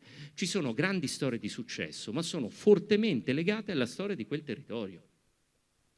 Non si prende e si fotocopia un modello nel quale la fondazione di partecipazione è al centro e funziona. Vengo da una regione che sul dopo di noi 10 anni fa finanziò 72 progetti. Sono nate 12 fondazioni di partecipazione non solo da quei 72 progetti, con aspirazione territoriale tendenzialmente provinciale, non hanno creato un sistema modellizzabile territorialmente. E anzi oggi qualcuno comincia a pentirsi, perché chi aveva ipotizzato che la partecipazione dei comuni fosse determinante per garanzia del fatto che la fondazione, tra virgolette, fosse riconosciuta come il soggetto anche dalle istituzioni, mi verrebbe da dire l'unico soggetto, che è sbagliato di per sé, anche concettualmente, per poter rispondere a quel problema, oggi quella partecipazione dei comuni nella maggioranza del Consiglio di amministrazione attrae quei soggetti dentro la pubblica amministrazione, anche per l'evoluzione giurisprudenziale che il concetto di amministrazione pubblica ha avuto nell'Unione Europea e quindi nel nostro Paese, quindi quei soggetti non sono nemmeno iscrivibili nel registro unico del terzo settore, non potranno diventare enti del terzo settore, perché nella forma o nella sostanza sono a controllo pubblico. Quello che sembrava essere l'uovo di Colombo, ho la garanzia che l'istituzione non si dimenticherà del patrimonio che io lascio a beneficio di mio figlio, di chi come lui si troverà in quelle condizioni, di fatto quel soggetto oggi si trova ingessato dentro a tutto il peso di condurre la dinamica di vita delle persone con disabilità in un contesto che giuridicamente è una pubblica amministrazione, che indubbiamente è non solo più costoso, è più pesante, è più faticoso ed è meno dinamico. Un po' anche necessariamente, perché deve garantire ai cittadini che le risorse vengano impiegate e utilizzate in un certo modo. Allora, dentro a questa dimensione, la riforma del terzo settore pone una serie di elementi sui quali potremmo riflettere. Allora, anzitutto io esprimo il mio pensiero, lo premetto, quindi non sto dando una soluzione, per cui potete tranquillamente essere totalmente in disaccordo, non sono permaloso, ecco, ci sta, perché diciamo ci sta nel senso che ci stiamo dicendo che non esiste la soluzione, ma che ciascuno, secondo il proprio ruolo e ciascun territorio, secondo la propria identità, ha il dovere di inventarla, di pensarla, di provarci, no? Bene, allora noi possiamo cominciare a immaginare che ci sono dei ruoli agibili dai diversi soggetti che stanno intorno al nucleo familiare che possono essere letti e promossi in maniera diversa dalla riforma del terzo settore. Allora, anzitutto le istituzioni come escono dalla riforma del terzo settore? Punite? No, le istituzioni escono rafforzate. nei confronti del terzo settore, ma rafforzati in una maniera diversa da quello che prevedevano le leggi precedenti.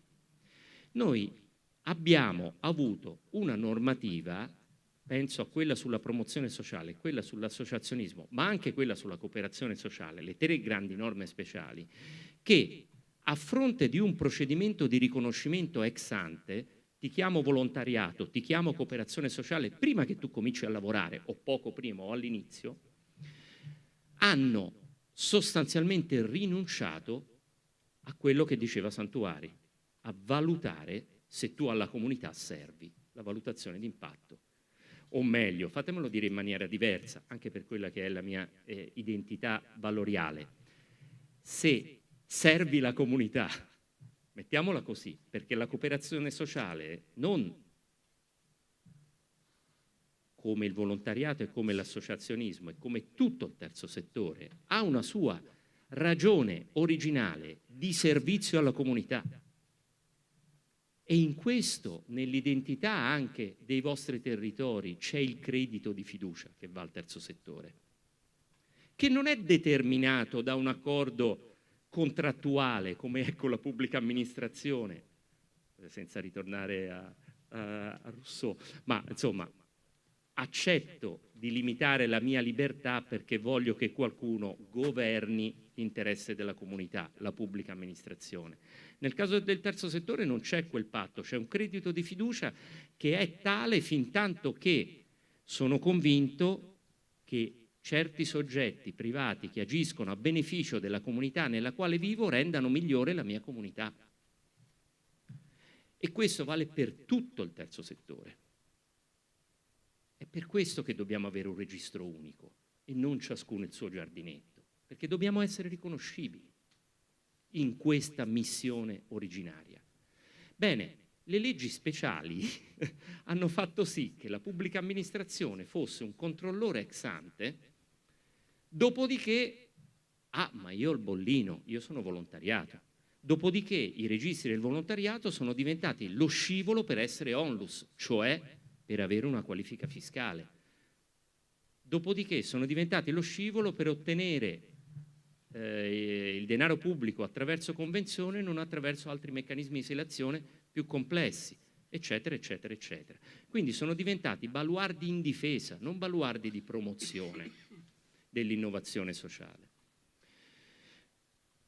L'associazionismo, qui voglio essere molto chiaro, l'esplosione dell'associazionismo legato alla disabilità vede pochissime associazioni che hanno un approccio generale al tema delle persone disabili e vede tantissime associazioni che hanno un approccio parziale al tema delle persone disabili.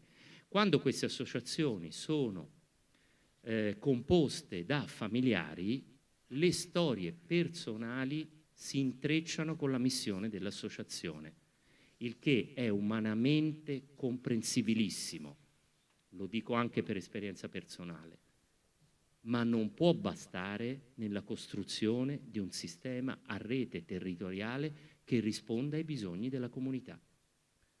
E se c'è stata una stagione nella quale l'obiettivo di cittadinanza e anche direi di diritti, di riconoscimento dei diritti della persona fosse quello di riportare in una dimensione normale il contesto familiare di vita, in una dimensione normale di esperienza scolastica, aboliamo le classi speciali, in una dimensione normale di contesto lavorativo, sosteniamo l'ingresso del disabile in un posto di lavoro normale.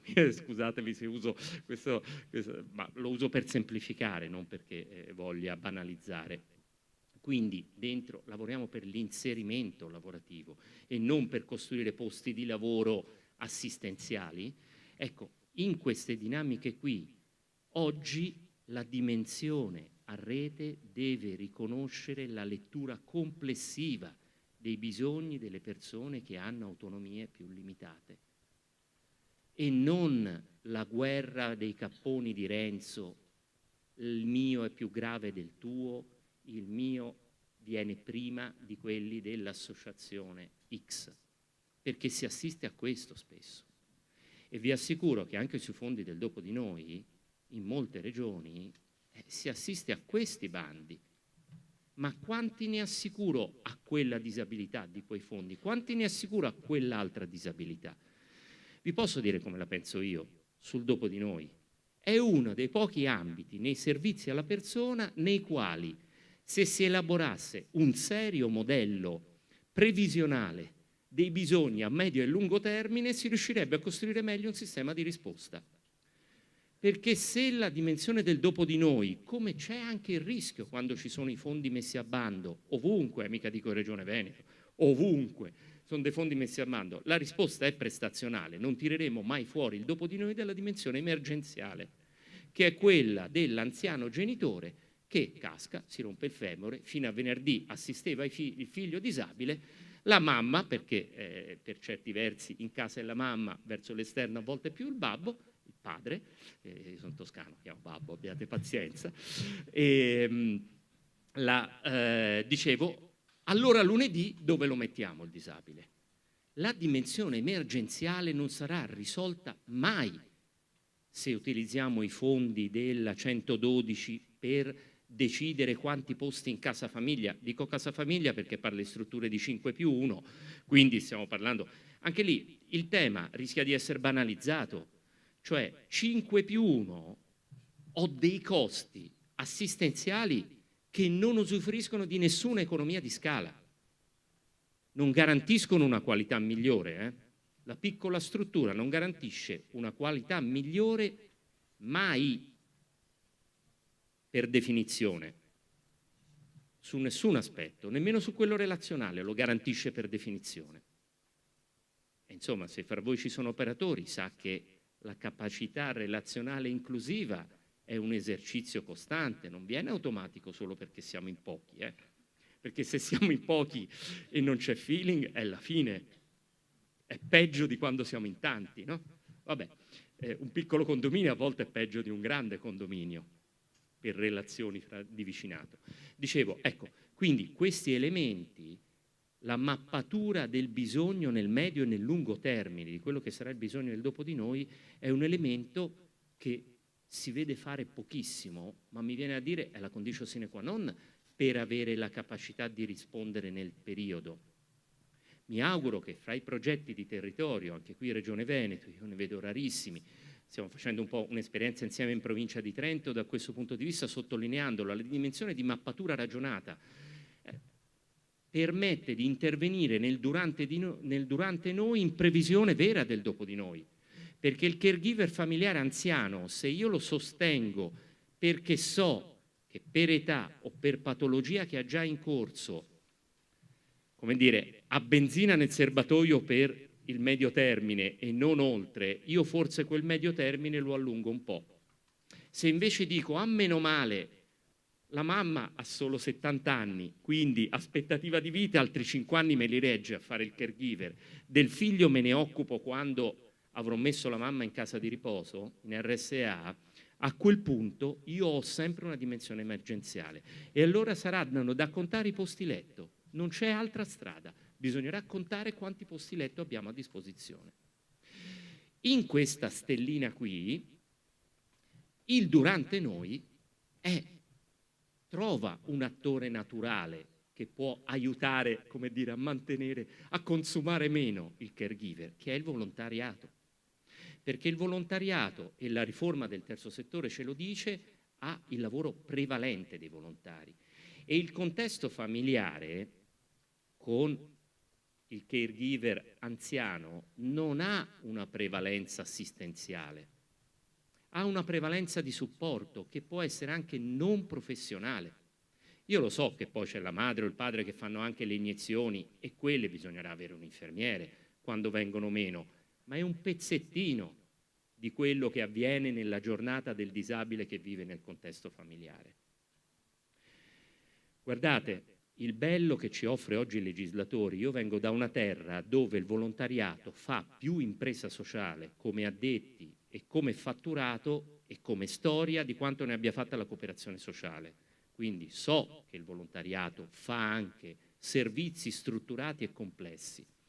E il legislatore ci viene incontro perché prima l'Agenzia delle Entrate diceva no, oggi il legislatore dice sì, basta che lo qualifichi come impresa sociale, anche partendo dall'organizzazione di volontariato. Se è un'organizzazione di volontariato che si vuole strutturare, strutturare intendo dire con professionalità, continuità del servizio, ambienti, hai la strada. Fino a ieri no, quella strada te la assumevi in contraddittorio con quello che dicevano le circolari dell'Agenzia delle Entrate. Vengo alla fondazione di partecipazione. Scorro di un'altra slide? No, ecco, l'ha sentita. Allora, la fondazione di partecipazione rischia una dimensione di conflitto di interesse che in qualche modo non l'ho espressa così, ma l'avete inteso che tutto sommato questo è il mio pensiero, che può avere in certi ambiti l'associazione dei familiari.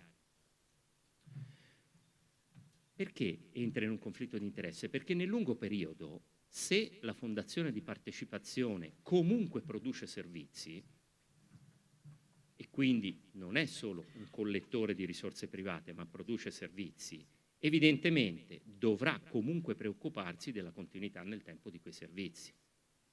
E quindi è un erogatore di servizi che per loro natura hanno una grande dinamicità e non è detto che questi servizi siano, o meglio quelli erogati da quel soggetto, siano necessariamente il miglior sistema di servizi presente sul territorio, che comunque che risponde meglio in quel momento alle necessità dell'anziano.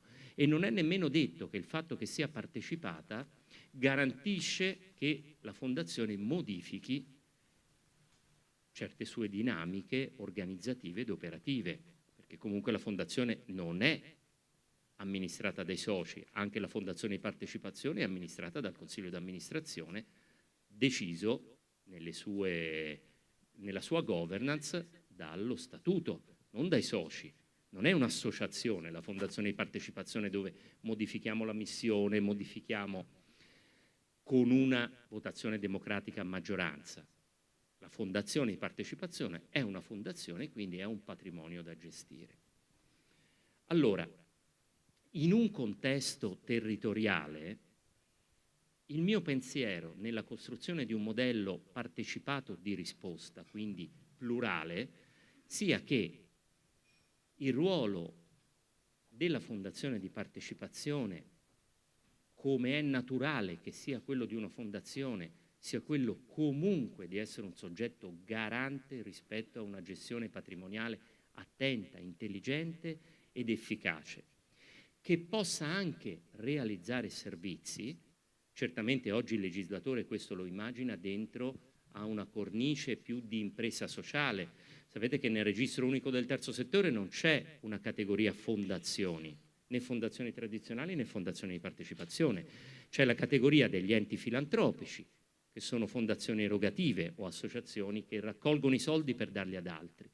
Ma se quel soggetto intende realizzare servizi ed ha una forma giuridica fondativa, va in una categoria residuale che si chiama altri enti del terzo settore, perché non si può qualificare né come associazione di volontariato né come associazione di promozione sociale.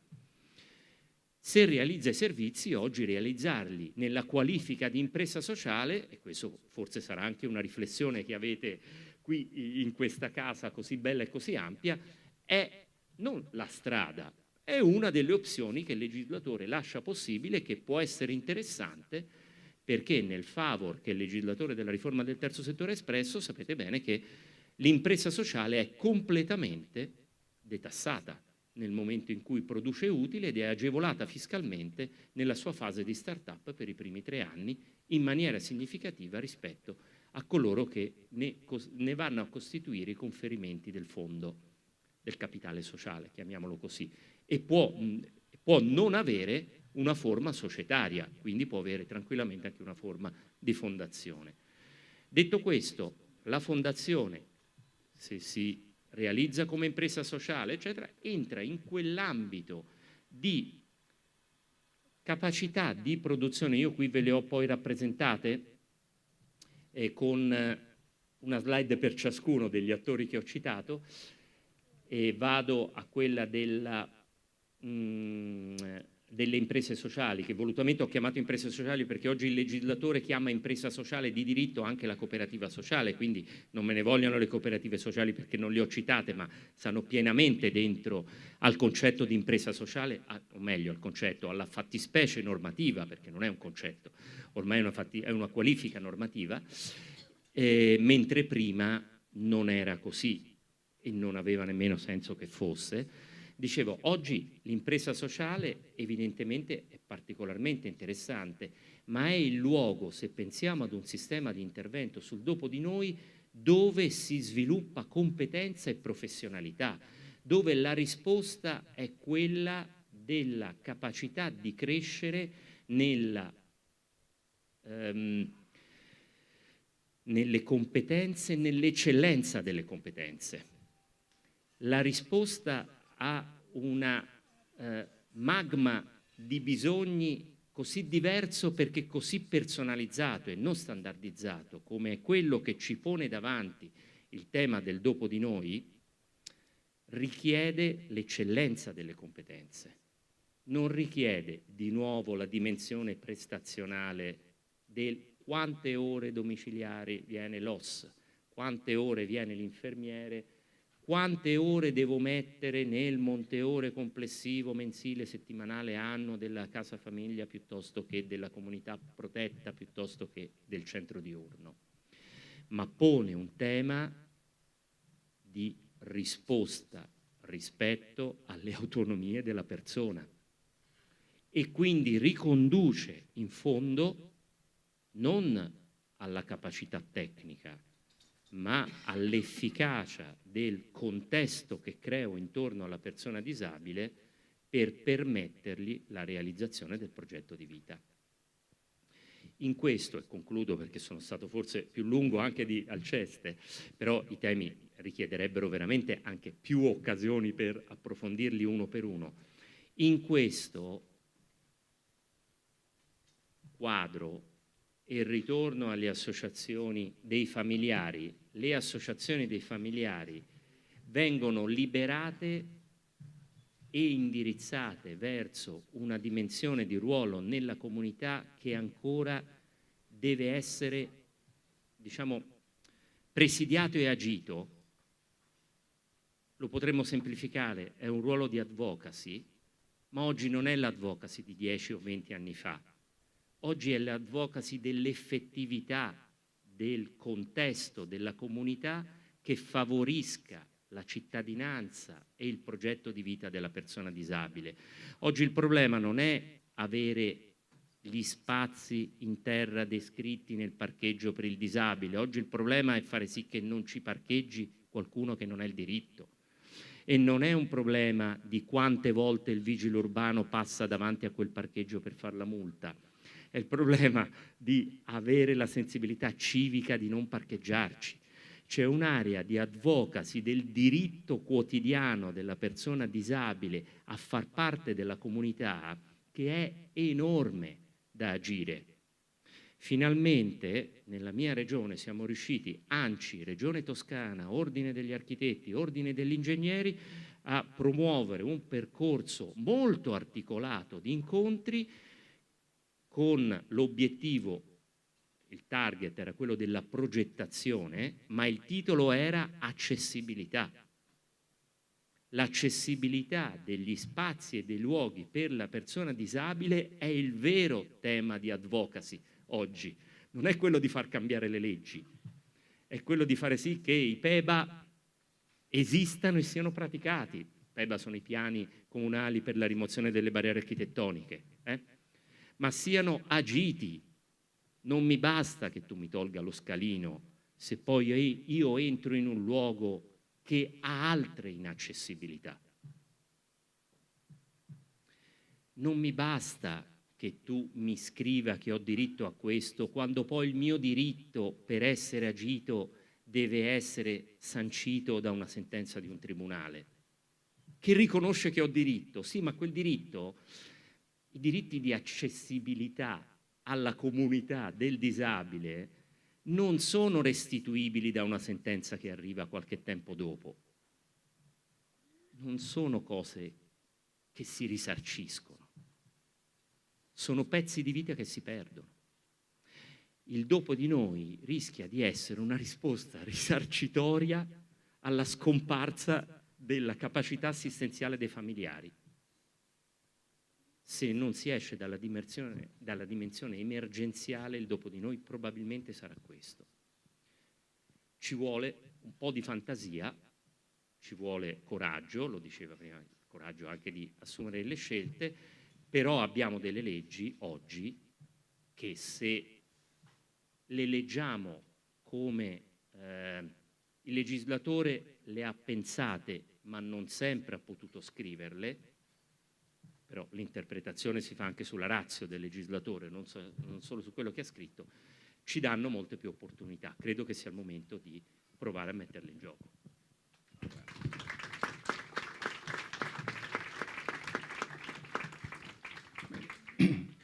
Grazie a Fabio Lenzi, che ci ha dato veramente degli spunti straordinari, e ovviamente io ne colgo due tra i tanti: l'uscita dalla fase emergenziale, ed è stato bellissimo quel passaggio in cui lui dice alla fine poi dopo di noi rischia di diventare un atto risarcitorio nei confronti di una famiglia che si è dovuta far carico per una vita di un problema del genere. Ed ecco da qui la necessità di cominciare oggi un percorso fatto di risposte, di prendersi carico della quotidianità per evitare di arrivare all'emergenzialità, perché questo è un aspetto fondamentale. E mi è molto piaciuto il riferimento alle fondazioni di partecipazione, sul quale ho un'opinione non del tutto in sintonia per una esperienza vissuta proprio in questo ambito. Anche qui dipende come vengono interpretate, vissute e applicate le gestioni delle fondazioni di partecipazioni e che coinvolgimento si riesce a fare delle associazioni di familiari qualora si occupino di un tema delicato come il dopo di noi. Qui c'è un'esperienza nell'Alto Vicentino che secondo me è particolarmente interessante e riproducibile, che può essere effettivamente un modello, ma questo non fa altro che rafforzare quel concetto per cui oggi noi dobbiamo utilizzare la pluralità degli strumenti che la normativa ci mette a disposizione. E uno di voi due ha citato in modo molto intelligente la necessità di superare i fondi di settore, no? Che rappresentano per chi si occupa di sociale una delle cose più difficili e che diventano poi tra l'altro anche una sorta di guerra tra poveri, molto spesso diventa una guerra tra poveri. Però va detto con altrettanta chiarezza che un fondo per le politiche sociali che ha poco più di 300 milioni di euro annui effettivamente rappresenta un problema nell'ambito della riforma del welfare e nel pilastro pubblico che deve rimanere, perché quando parliamo di riforma del welfare, lo diciamo in dialetto veneto, che non si sbagliamo, non bisogna azzerare il welfare state. Il welfare state deve rimanere come pilastro, ma deve essere integrato con un'attenta regia da altre forme di welfare, da quello di prossimità a quello aziendale, che spesso sostituisce i benefici diretti, a quello di comunità.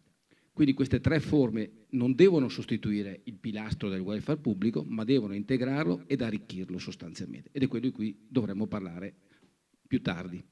Adesso do la parola a Mauro Burlina, che ripeto è la memoria storica della disabilità. Lui ha il compito, come dire, di mettere le mani sulla realtà territoriale dell'ASL 8 che conosce perfettamente. Ci illustrerà la rete di servizi e penso ci dirà qualcosa anche rispetto all'applicazione della delibera regionale.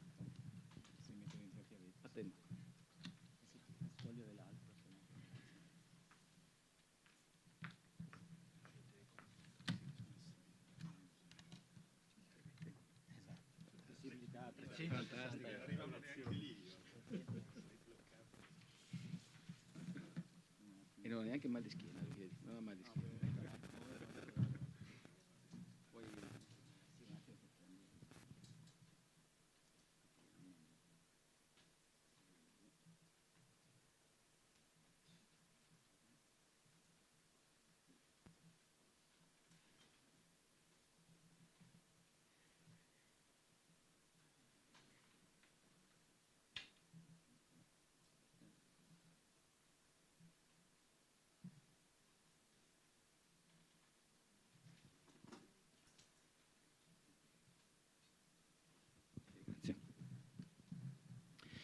Sì, grazie, buongiorno a tutti. Devo dire che il primo pensiero va, come dire, a chi ha organizzato, il dottor D'Assanto e Alberto Leoni, con la collaborazione anche del sindaco, questo momento, questo evento, perché devo dire che la prima parola così che mi viene è arricchimento, perché per chi ha, come dire, il compito, ricordo magari chi non conoscesse, il responsabile del servizio disabilità dell'azienda ULS 8, sì, no, ma magari per loro, per voi.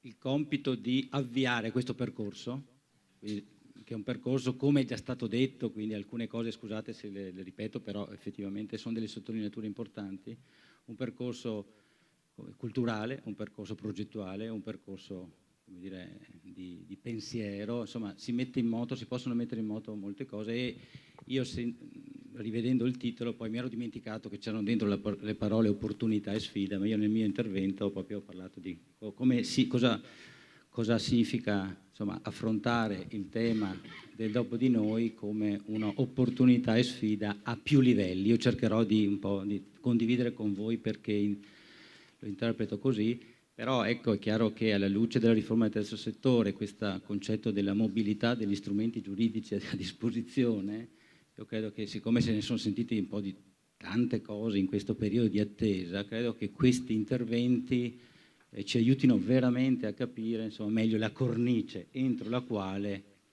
tutti i soggetti che si occupano di questo ambito, no, di questo ambito possono muoversi senza appunto fare poi rischiare un flop, perché è molto importante invece agire bene. Quindi grazie per chi ha organizzato, proprio grazie ai due relatori, oltre all'assessore che ha dato ovviamente l'inquadramento generale.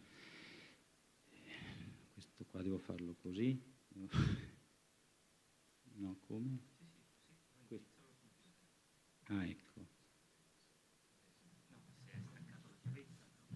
Sì, l'ha riattaccata. Perfetto, era indietro.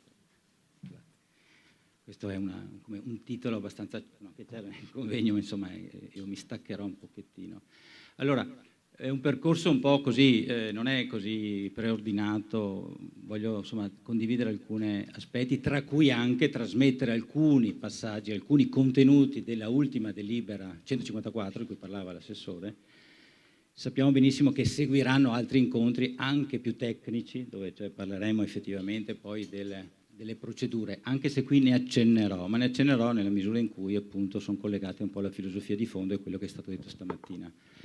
Beh, intanto è chiaro che è giusto partire dalla legge madre, insomma da quello che è stata questa legge approvata nel Parlamento a giugno 2016 e ho estrapolato su alcune come dire, frasi, alcuni concetti che appunto mi permetteranno di dire però che di come la necessità è di andare oltre alle intenzioni di valori, di diritti e vedere un po' qual è il tessuto sociale, qual è la situazione, la percezione delle famiglie, delle persone con disabilità del dopo di noi, perché altrimenti non riusciamo a concretizzare, a inquadrare bene. È chiaro che quindi alcuni concetti sono già stati detti, le finalità già scritte nella legge della 112, prima ancora poi di parlare del trust e degli altri strumenti giuridico-economici, amministrativi a disposizione, ovviamente si pensa alla piena, come dire, al diritto della persona con disabilità di realizzare una vita piena, in sostanza, dal benessere all'inclusione sociale, al supporto alla domiciliarità, immaginando la possibilità di poter vivere in contesti extrafamiliari, alla deistituzionalizzazione. Io non ho citato qua, ma è uno dei passaggi importanti, cioè quindi pensare che alcune persone che sono già ospiti di strutture sociosanitarie possano scegliere di andare a abitare invece una dimensione abitativa, alloggiativa diversa, cosa da non dimenticare questo. E quindi, come diceva l'assessore, pensare anche in questa fase di coprogettazione, di pensiero del cosa è utile al nostro territorio, cosa serve, pensare di costruire degli interventi innovativi, sperimentare dei modelli innovativi. Si cita in tutte, sia la legge nazionale che nelle delibere regionali, alloggi di tipo di natura, cioè di stile, di clima familiare, gruppi appartamento o dimensioni della coabitazione, il co-housing. Ovviamente tutto questo favorendo anche processi di accompagnamento, di crescita della persona, che deve essere sempre via via più consapevole della propria potenzialità progettuale. E ovviamente la legge era di respiro nazionale e ovviamente erano le regioni quelle che dovevano interpretare, perché diverso è calare la legge dopo di noi nel territorio del Veneto, dove, come adesso vedremo, il criterio della costruzione, della programmazione dei posti letto è lo 0,7 per 1000 della popolazione, e quindi in tutto il territorio, in maniera un po' variegata tra provincia a provincia, c'è già una importante rete di servizi residenziali. Quindi cito, senza citare le regioni, alcune regioni del sud hanno 0 posti letto. Quindi è chiaro che l'interpretazione del dopo di noi è forzatamente orientata a creare almeno una prima rete di supporto alla residenzialità.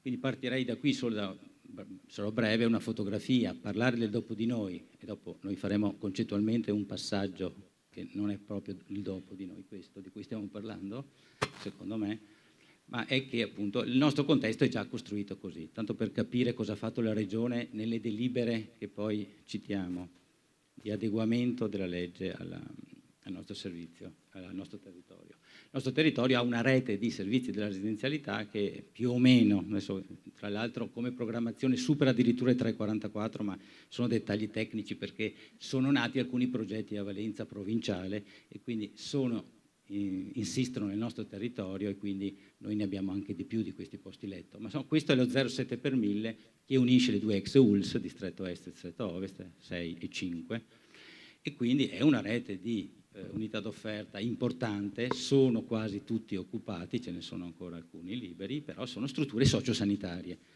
rispondono al concetto del livello essenziale di assistenza, hanno una compartecipazione sanitaria e sociale, quota sanitaria, quota alberghiera, più una rete di gruppi appartamenti e case famiglia gestite da diverse associazioni nel Veneto, che con il loro, come dire, operato forniscono già delle forme alternative alla residenzialità sociosanitaria. Quindi è un tessuto già abbastanza variabile, misto. Sto parlando solo dell'azienda ULS 8. I temi attuali, lo dico perché poi lo collego a quello che è una delle opportunità di questa nuova fase normativa e programmatoria. I temi attuali che si stanno discutendo fra il terzo settore, le famiglie, i comuni e l'ULS, legati al sistema della residenzialità, sono una valutazione sulla appropriatezza della risposta. Cito alcune persone sotto i 65 anni, alcune, parecchie, vivono in casa di riposo.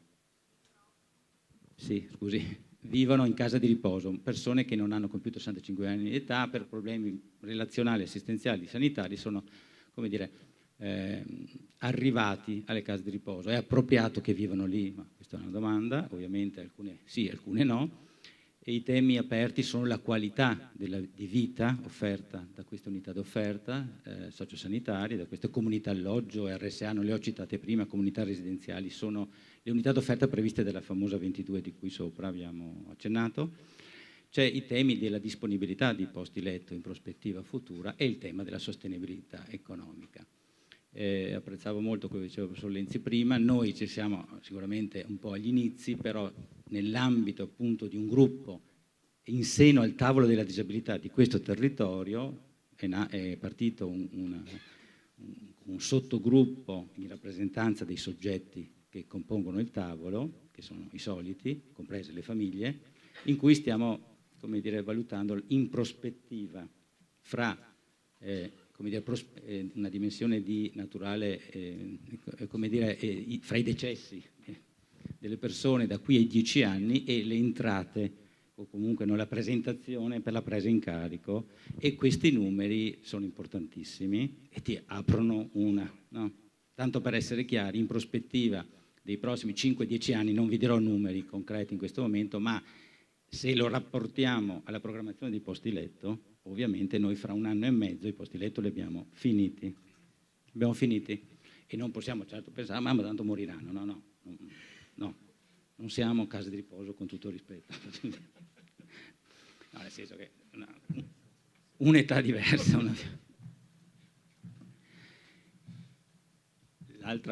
l'altro, come dire, spaccato velocissimo, il dopo di noi arriva in un territorio dove c'è questa rete di servizi residenziali, ma c'è anche una politica sociale, sia regionale che locale, voluta da questo territorio, che si basa su quelle linee che diceva prima l'assessore, la domiciliarità, la semiresidenzialità e la residenzialità. Ovviamente io la semiresidenzialità ai centri di uni la metto dentro la domiciliarità, cioè tutto quello che si deve fare per, come dire, portare la persona a diventare tale, a relazionarsi con il mondo, a vivere dentro il nucleo familiare e avere relazioni sociali e relazionali affettive importanti per poi arrivare alla residenzialità.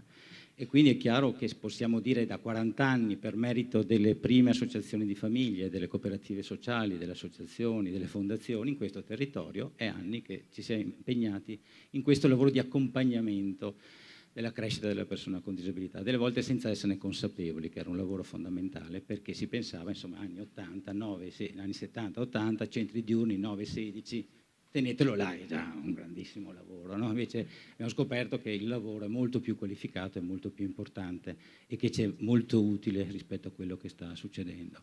Allora è chiaro che dalla legge 112 il percorso è stato questo: il Ministero ha chiesto alle regioni di interpretare le linee guida ministeriali, noi abbiamo quindi, la regione ha istituito un gruppo di lavoro di cui per un periodo abbastanza importante anch'io ho fatto parte. È stato interessante capire il pensiero che c'era in regione, perché da lì nasceva l'interpretare il dopo di noi, come diceva l'assessore prima, in maniera anche un po' più ampio.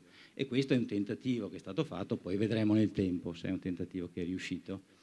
E quindi poi siamo arrivati a 19 dicembre a una DGR 2141 che promulgava, che pubblicava le linee di intervento che quindi il Ministero ci ha approvato, e quindi la Regione diceva: guardate, nel nostro territorio Veneto le linee di intervento saranno queste. Ve le cito dopo, ve le descrivo velocemente. E poi la delibera 154, quella proprio operativa, che è quella che dice: care ULSS, i bandi li fate voi, ma li fate così, perché giustamente vogliamo un'omogeneità in tutto il territorio. Poi perché vedremo che la discrezionalità non sta nel bando, ma sta in quello che hanno detto anche i colleghi prima, che è la coprogettazione. Cioè la discrezionalità, l'originalità di una comunità, di un territorio, starà lì, e dopo cercherò di sottolineare questa cosa. Allora, alcuni principi, non li ho citati tutti, che ritroviamo sia nella legge nazionale, ma che ritroviamo nelle delibere regionali, che sono quella più di impostazione programmatoria e quella più di indicazioni operative. La 154 parla di indicazioni operative, però ribadiscono quindi, no, come tutta la filosofia del dopo di noi è mettere al centro sì la persona, il proprio diritto di abitare in autonomia insieme ad altri, ma parla anche del protagonismo della persona e dei suoi familiari per aiutare a scegliere e conquistare, un concetto assolutamente come dire, rivoluzionario e straordinario rispetto ad oggi, nonostante ci siano molte comunità alloggio che funzionino benissimo, le persone con disabilità stanno bene, certamente alcuni dei problemi sono: ma io non voglio stare con quello lì, è uno degli aspetti, no? E quindi la mediazione degli operatori, la mediazione importantissima poi dei familiari, degli amministratori di sostegno, degli operatori in primis. Però il protagonismo significa scegliere di avviare questo percorso. Guardate, questo lo devo sottolineare perché è un po' il cuore, uno dei due, insomma, delle anime dell'intervento. Bisogna, cioè, pensare che c'è una decisione di avviare un percorso che prima ancora che progettuale è un percorso di scelta intima, personale, di due genitori, di familiari, di fratelli e della persona con disabilità. Ed è per questo che dobbiamo stare molto attenti a governare bene e ad avviare bene questo percorso, perché certo la legge, come dire, dice molte cose buone, ma dà per scontato alcuni processi psicologici, affettivi, relazionali che non sono sempre avvenuti e che non sono scontati in tanti territori e non sono neanche avvenuti all'interno del sistema famiglia. Poi gli altri aspetti ovviamente sono quello che si diceva prima, l'importanza del progetto complessivo, di un budget di progetto. Ci sono persone che si affacciano all'esperienza del dopo di noi che hanno già dei servizi attivi, no, però l'importanza quindi, il ruolo dell'ULSS, di metterci insieme al tavolino con gli altri e dire: ok, ma rispetto al progetto complessivo, scegliendo una delle linee di intervento, no, tieni il diurno, non tieni il diurno, vai a abitare, non vai a abitare. Insomma, il concetto però che il progetto deve essere complessivo, non settoriale. Deve essere un progetto di vita che permette di guardare avanti con una certa prospettiva. È ovviamente un progetto che ha bisogno di risorse pubbliche e private, fin dalla prima, come dire, fin dalla nascita, fin dalla partenza, ed è una progettazione assolutamente di rete, cioè tra più soggetti, che è la rappresentanza ed espressione di una comunità. Se c'è appunto non è tanto un'incognita, perché noi anche in questo territorio potremmo fare una previsione, però sicuramente è un test, vedere poi i progetti, la natura, la qualità dei progetti che arriveranno, è un test della qualità di vita, no, della qualità di movimento, della dinamicità di un territorio, della capacità di interpretare questa legge come opportunità e capacità di costruire alleanze e relazioni. Questo sarà un test, dove allora noi possiamo dire che partiamo bene. Sì, io adesso da quasi 1 anno e mezzo ho la visione completa del Rusotto, a me piace dire da Marenda Ore a Grumolo della Badese, o a 90. Marenda Ore, dove io ho chiesto al direttore generale se una sede specifica, un ufficio, scherzo, e sopra Recoaro, perché quando abbiamo fatto il primo incontro tra enti gestori di tutta l'ULSS, uno fa non sapeva dove era Marenda Ore. Come si fa? Escluso dai progetti Marenda Ore. Chi non sa dove è Marenda Ore? Sono progetti flessibili e in evoluzione, questo lo riprenderemo casomai. Sono i principi sottostanti alle delibere 21, 41 e 154, l'ultima del 16 febbraio. Anche, oltre la legge nazionale, anche in queste delibere voglio sottolineare quindi potenzialmente dei cambiamenti di prospettiva. Cioè, siamo abituati al sistema di qui sopra, quei posti letto che avete detto prima, oppure i 700 diurni inserimenti che abbiamo, sono costruiti sulla base di una domanda di un servizio esigibile, l'EA non sempre soddisfatto, c'è una presa in carico, c'è quindi una retta, eccetera, c'è la gratuità del diurno, no? per alcune attività, altre la Regione dice vanno a pagamento. Insomma, c'è un sistema, come dire, che definisce i criteri di accesso, ci sono dei percorsi, dei requisiti e c'è quindi poi una definizione economica. Ecco, qui il rapporto tra domanda e offerta cambia. Cioè, voglio dire, c'è un bisogno, c'è una domanda, c'è una progettazione. Caro pubblico, posso accedere alle risorse pubbliche per partire con questi nuovi progetti? Sì, ok, hai i requisiti, puoi partire, però non c'è, cioè salta il concetto della graduatoria, salta il concetto della lista d'attesa.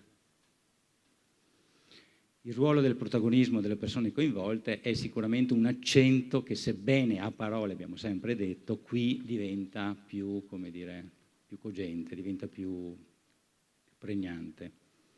E la natura relazionale del progetto, cioè queste reti devono, come dire, essere patti chiari tra i vari soggetti che vi partecipano, vuol dire condividere valorialmente una visione progettuale, ma condividere anche cosa fa.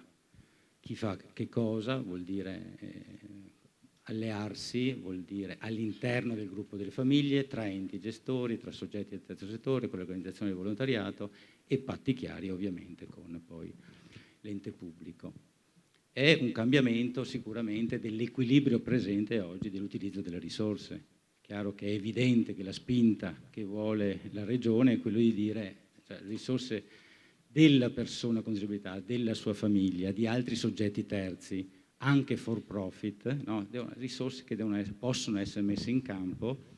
Questo permetterebbe, nella dinamica della coprogettazione, all'ente pubblico di risparmiare dei soldi che quindi vanno investiti in altri progetti di questo tipo, ma è un dialogo dove l'equilibrio tra pubblico e privato delle risorse sarà ovviamente modificato rispetto a quello attuale. E ovviamente un cambiamento di prospettiva è anche l'evoluzione tra i ruoli, tra il pubblico e il terzo settore, le persone con disabilità e le famiglie, e dirò, come dire, adesso fra poco perché, ma mi sembra che sia stato già detto, tanto perché alla luce di questa riforma del terzo settore, che mi viene da dire deve essere ancora, come dire, interiorizzata. Sento che nel nostro territorio sicuramente le cooperative sociali ne stanno parlando, ma non sentono ancora, c'è sicuramente bisogno di di capirla, di interiorizzarla, di passare poi all'azione per capire le opportunità che voi avete introdotto e citato, che secondo me andrebbero già praticate in questa nuova fase del dopo di noi nel nostro territorio.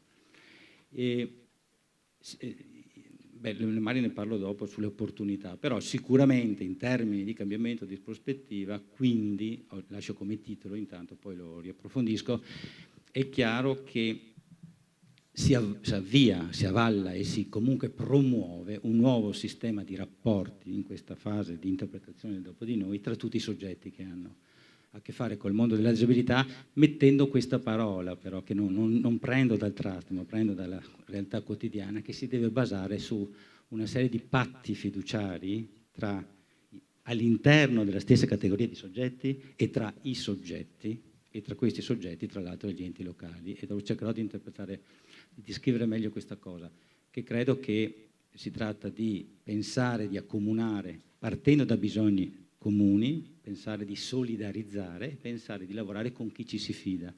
Chi si fida, ci si fida di chi ti dà delle garanzie di coprogrammazione, che veramente si stanno costruendo gli strumenti per realizzare gli obiettivi che avevamo in testa.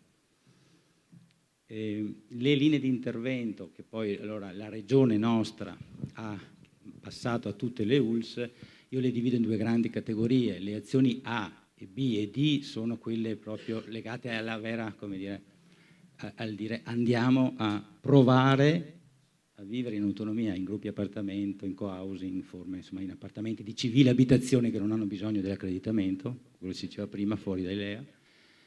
Andiamo anche ad aiutare ad ammodernarli o a ristrutturare in minima parte con l'azione D, domotica, accessibilità, assistenza di vita domestica, però è una percentuale abbastanza bassa del finanziamento, mentre l'azione A e B sono andiamo a provare prima azione fino a 120 giorni massimo di vita in appartamento e poi torno a casa, quindi qualcuno potrebbe fare 30 giorni, 40, 50 fino al massimo 120, e interventi di domiciliarità, che vuol dire finanziamento di un progetto di inclusione sociale, progetti sperimentali. La 739 da noi significa progetti alternativi al diurno, cercare di spingere le persone fuori dal diurno in forma di piccoli gruppi, facendo attività legate ad agenzie e associazioni del territorio. Poi quella che è la vera e propria formazione, inclusione lavorativa invece, no? Come altre forme di...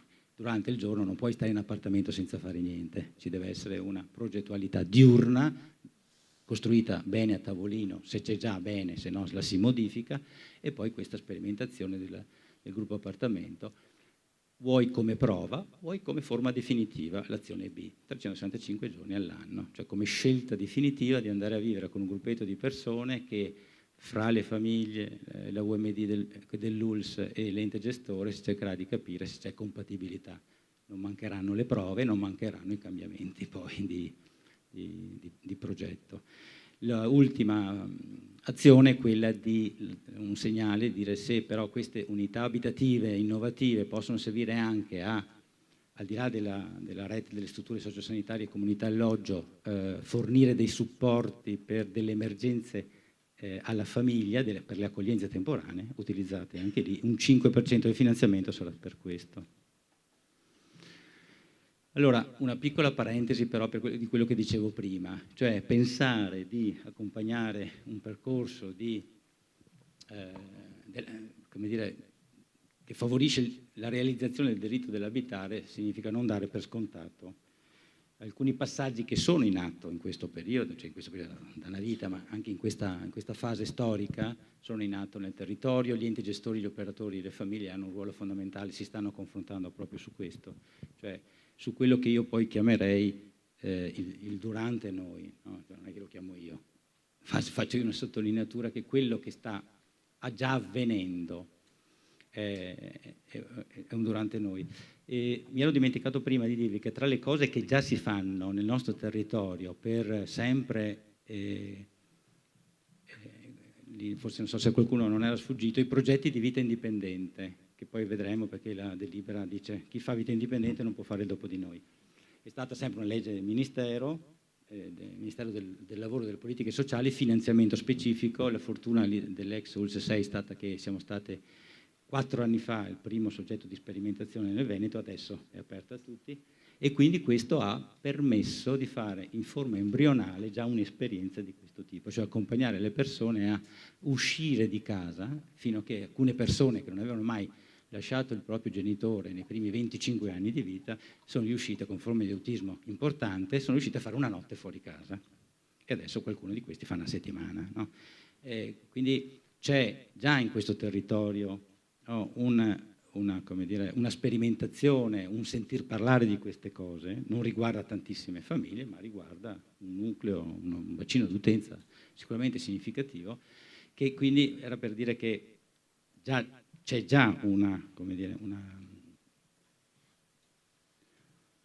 un'esperienza che aiuta, e tra l'altro quella lì è stata una delle prime esperienze positive per cui siamo partiti senza farlo in grande stile, ma con una specie di coprogettazione. Siamo partiti dall'ascolto di come le famiglie intendevano la vita indipendente, come l'avreste costruita voi questo percorso di vita indipendente, e da lì quindi abbiamo fatto le prime esperienze. Ci tengo molto perché, vabbè, al di là del responsabile del servizio, ho questo difetto anche di essere psicologo, psicoterapeuta familiare, quindi per me l'aver lavorato per 20 anni con le famiglie, con persone con disabilità, mi ha permesso di imparare tantissimo da loro, e quindi credo che, qualche volta sbagliando, ma nell'ascoltarle e nell'incontrarle, certamente ho cercato di fare un lavoro di interpretazione, poi portato anche nella dimensione programmatoria, no? Sistemica, certo. Allora, è chiaro che non si può dare per scontato che nel favorire un processo culturale e programmatorio legato al dopo di noi significa realmente lavorare con soggetti che riconoscono il diritto della persona con disabilità di fare, vorrei fare delle sottolineature perché non diamo per scontato, non quello che si dice sempre, la persona con disabilità deve fare la propria vita autonoma, eccetera. Attenzione, la persona con disabilità deve avere il diritto di attraversare tutte le fasi del ciclo di vita personale come per tutti gli altri figli. Questo è uscire dall'emergenza.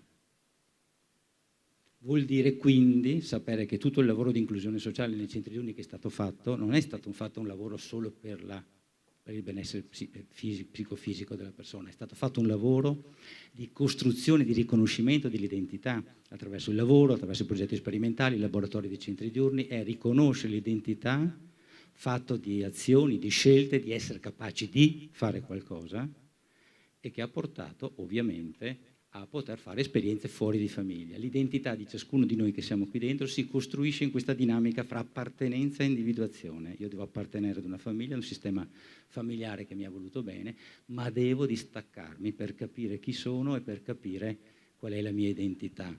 Pensiamo alle persone con disabilità di 30 anni fa e di 40 anni fa, decine di famiglie che conoscete voi, che conosco io, che dicono, beh, insomma, quando muoio io, no, spero che sia il giorno dopo che sia morto mio figlio, e da lì tutta la dinamica del dopo di noi. Ma persone che la propria identità è costruita al massimo nella dinamica di appartenenza a famiglia e centro diurno. Al massimo. Oggi possiamo dire che con le attività dei centri diurni, con i progetti sperimentali, con la vita indipendente, con l'inclusione lavorativa, le identità come le nostre multiple, sono multiple anche per alcune persone con disabilità. Significa quindi hai diritto di vivere le stesse fasi del ciclo di famiglia di tuo fratello, e quindi hai bisogno di un percorso specifico, lo parla la legge nazionale, ma lo dice soprattutto la Libera Veneto, del Veneto, che dice avete bisogno di percorsi che vi permette di accrescere la consapevolezza di chi siete e di qual è il vostro desiderio. Come faccio a scegliere con chi voglio andare a abitare se l'identità non ce l'ho? L'identità si costruisce anche attraverso le scelte quotidiane, da come mi vesto a con chi voglio andare ad abitare. Però attenzione, ugualmente è il riconoscimento del diritto della famiglia di essere una famiglia completa. Veniamo da decenni dove la famiglia categorizzata, segnata da un'esperienza di dolore, di fatica e di molte volte rabbia, rivendicazione nei confronti dei servizi, era una persona che ha meno opportunità, sono genitori che non possono avere esperienze soddisfacenti, perché poverino e perché poveri noi. Oggi abbiamo famiglie e genitori di figli che sono adolescenti, che hanno 20 anni, che stanno pensando a una rete di ovviamente opportunità che vanno dall'inserimento diurno, dalle attività occupazionali, agli appartamenti, alla vita autonoma, non immaginando il dopo di noi, non immaginando la separazione definitiva, immaginando la possibilità di questo andare e rivenire, di diventare adulti, ma di mantenere il legame. Però il legame per le persone con disabilità e per i genitori è giusto che sia arrivato il momento che sia un legame in evoluzione. Scritto da una parte che il legame deve rimanere uguale. Quindi genitori che si sentono genitori di serie A, non di serie B, perché hanno accompagnato i propri figli a fare un passaggio importante, distaccarsi senza che il distacco sia per forza doloroso. Un distacco evolutivo, un distacco positivo. Allora, in questo contesto, noi quando butteremo fuori il bando, in questo contesto che già c'è, come dire, da anni in questo territorio, volevo dire, persone con disabilità e famiglie, tutti i soggetti che credono in questa impostazione, hanno la possibilità di confrontarsi sulle forme progettuali più idonee a sviluppare l'autonomia, le forme di convivenza, le forme di inclusione, nel rispetto dei legami familiari esistenti.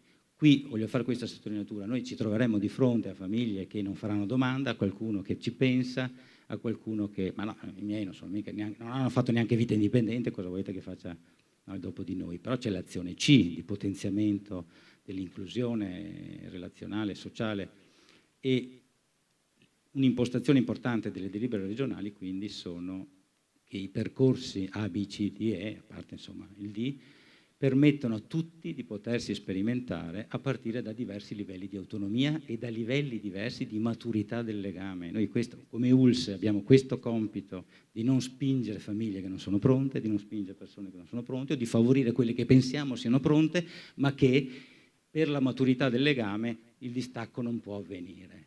Noi abbiamo una grandissima responsabilità invece di favorire le esperienze, come è stato con Vita Indipendente. Mamme che dicevano mio figlio non andrà mai fuori di casa, oggi sono al 3° anno di Vita Indipendente, di 1 settimana all'anno.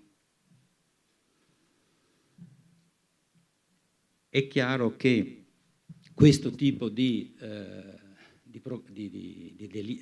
normativa, con le relative poi delibere applicative, non possiamo negare che non sia per il nostro territorio, lo sappiamo benissimo, quando adesso incrocio lo sguardo di genitori e rappresentanti di associazioni con cui siamo seduti al tavolo dell'area di disabilità di questo territorio, sappiamo benissimo che c'è il tema della sostenibilità, il tema che ci sono le liste d'attesa. Ecco, non possiamo non pensare che questo tipo di stimolo non sia un'occasione, un'opportunità per riprendere uno sviluppo di pensiero, partendo dalla conoscenza dei numeri del bacino d'utenza. Dobbiamo pensare che l'evoluzione dei servizi per la residenzialità non sia ferma alle comunità alloggio, non sia ferma a quello che già esiste, e quindi è un'opportunità anche di pensare, di permettere ai familiari, quindi quello che dicevo prima, di confrontarsi con i sentimenti ambivalenti del distacco, di cosa vuol dire avere un figlio autonomo, di pensare di poter affidare ad altre appartenenze la cura e la crescita della persona con disabilità anche nel durante, non nel dopo, per esaurimento di risorse. Quindi no, è un'opportunità dove realizzare 2 diritti, quello della persona e quello della famiglia, non pensando ad uno o all'altro, in maniera alternata, con una forma di strabismo, ma andando a vedere come posso aiutare a far evolvere quel legame realizzando 2 diritti. È anche un'opportunità comunque per modificare lo scenario del sistema della residenzialità futura in Veneto, nella nostra azienda ULSS, nel nostro territorio dell'azienda ULSS. Una programmazione locale, è stato detto prima in un paio di occasioni, non potrà non comprendere, non potrà non prendere in considerazione le nuove forme che sono nate, le nuove realtà progettuali che nasceranno da questi partenariati, da queste collaborazioni, da questi assi fiduciari che si creeranno nel nostro territorio. E quindi attenzione, è una spinta culturale sia per questo processo di maturazione e di riconoscimento dei diritti delle famiglie e delle persone, ma anche di, come dire, possibilità di rivedere con sguardo diverso, esempio, la qualità della vita nelle strutture sociosanitarie attuali. Rileggere la qualità della vita, cosa manca nelle strutture sociosanitarie, come si può modificare pensando che alcuni aspetti in questo tipo di nuove forme alloggiative, extrafamiliari, gruppi appartamento, co-housing, sicuramente stimoleranno nuove forme di riflessione.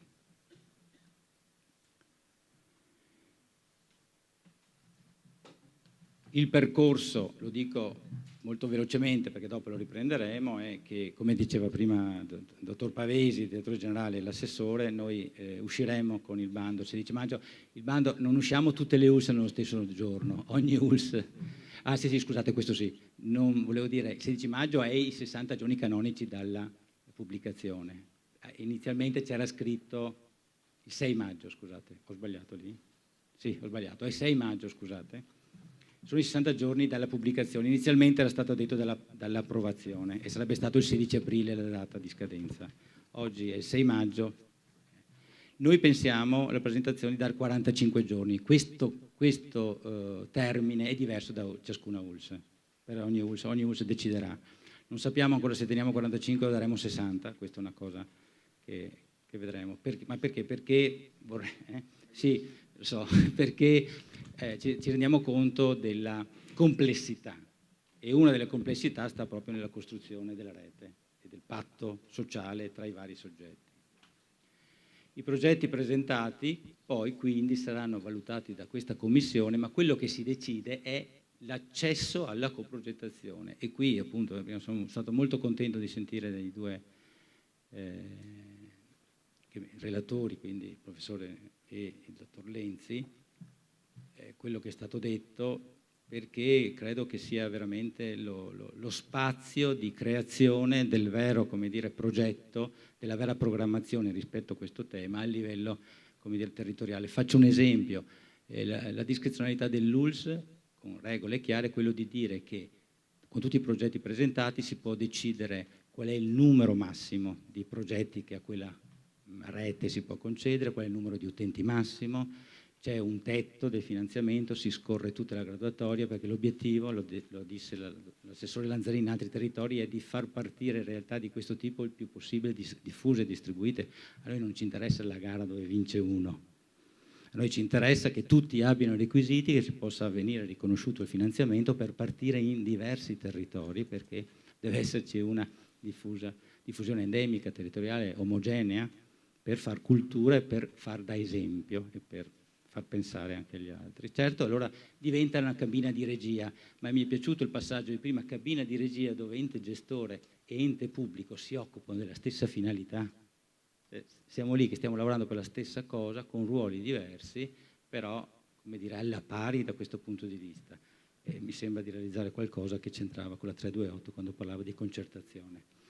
E finisco solo per dire che c'è bisogno di anche altri incontri per capire perché i progetti prevedono però una interpretazione del progetto stesso in termini di...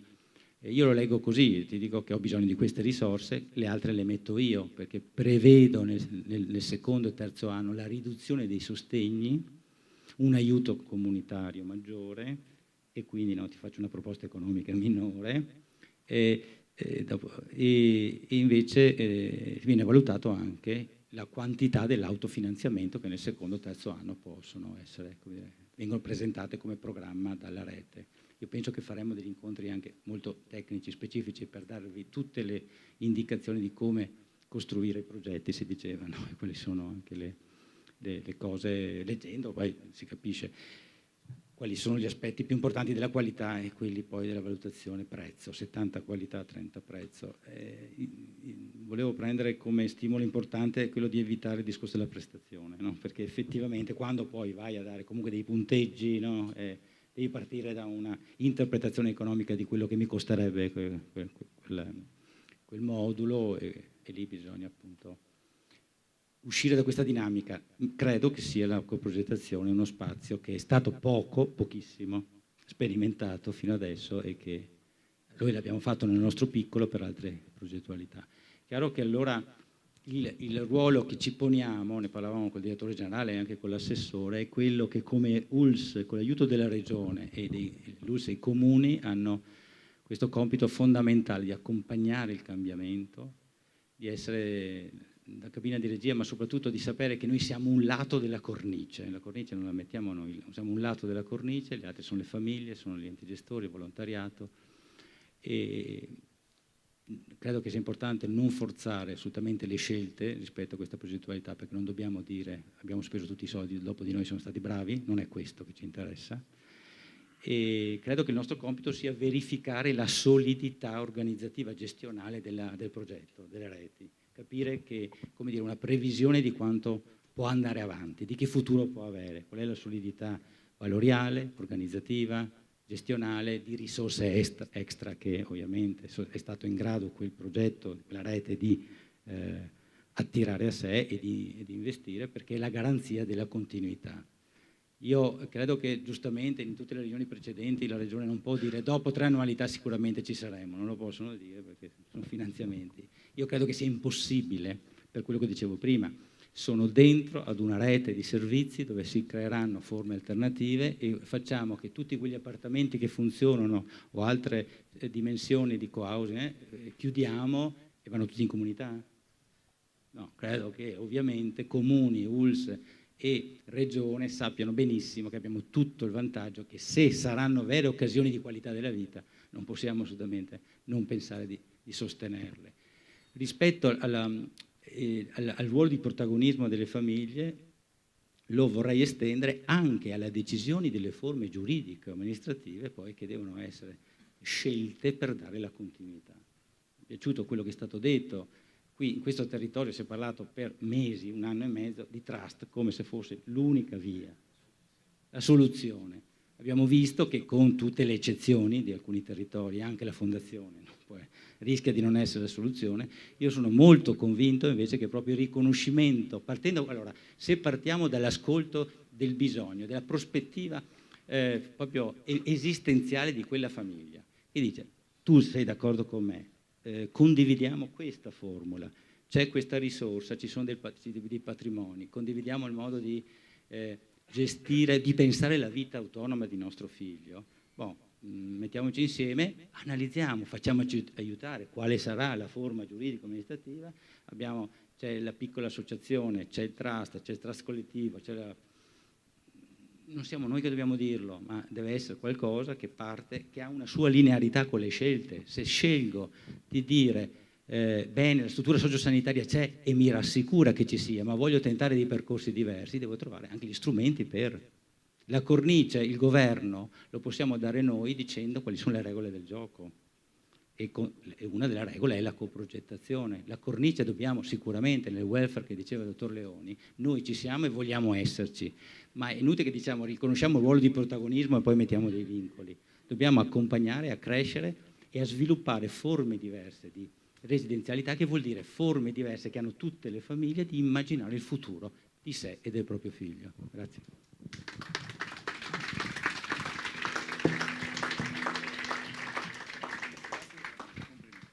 Grazie dottor Burlina, che veramente per la concretezza e anche per la chiarezza con cui ha esposto il percorso che abbiamo davanti. Noi ci eravamo proposti di concludere alla mezza, per capirci. Se ci sono alcune domande o interventi, ben vengano.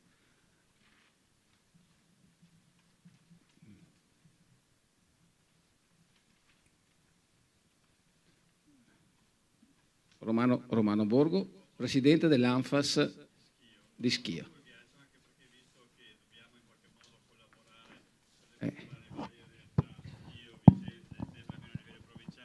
È opportuno iniziare a fare un tipo di discorso. Ecco, vorrei parlare intanto ho seguito con estremo interesse tutti gli interventi, anche perché forse è la prima volta che sento come centro, come perno la famiglia, che era sempre stata una in qualche modo dimenticata quando si parla della disabilità. Si parla della singola disabilità, del singolo disabile, ma non della famiglia che vive col disabile, che è quella, diciamo, quella più importante per il disabile stesso. Io sono convinto che una famiglia in equilibrio, seppur instabile, c'è equilibrio anche del disabile. Una famiglia, diciamo, in qualche modo che ha grossi problemi anche il disabile.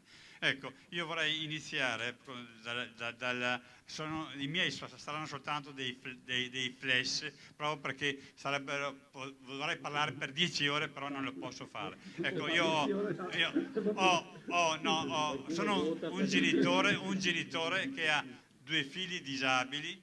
Tra l'altro vorrei ricordare anche, così proprio dire così, il paradosso della vita.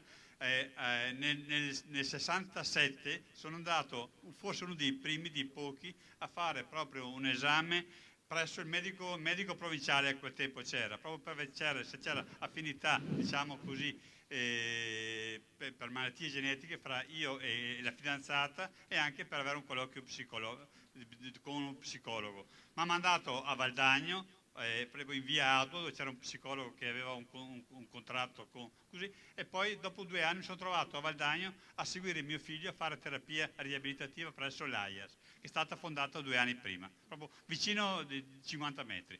Quindi io parlo anche come genitore che purtroppo o torto collo ha una conoscenza storica della realtà dell'Alto Vicentino e del Vicentino per i servizi. Ricordo che il servizio pubblico, come in tante altre parti, è subentrato dopo la legge 833, prima c'erano soltanto le famiglie che hanno fatto i servizi sul territorio.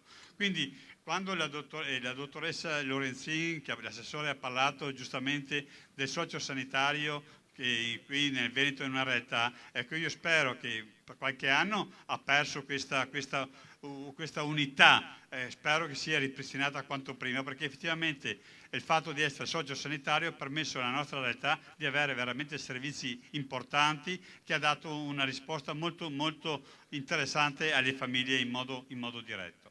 Ecco, vorrei per esempio, non so, anche ricordare che la famiglia, io lo ricordo già da 10-15 anni, tutti gli incontri, sopporta il 4/5 del peso, diciamo, nell'assistenza del figlio disabile a casa, e questo qualche volta anche gli amministratori non lo sanno. A volte si dice, ma tanto va al centro diurno, tanto va qualche volta a comunità alloggio, c'è il periodo di così, però è la famiglia che vive a casa, e soprattutto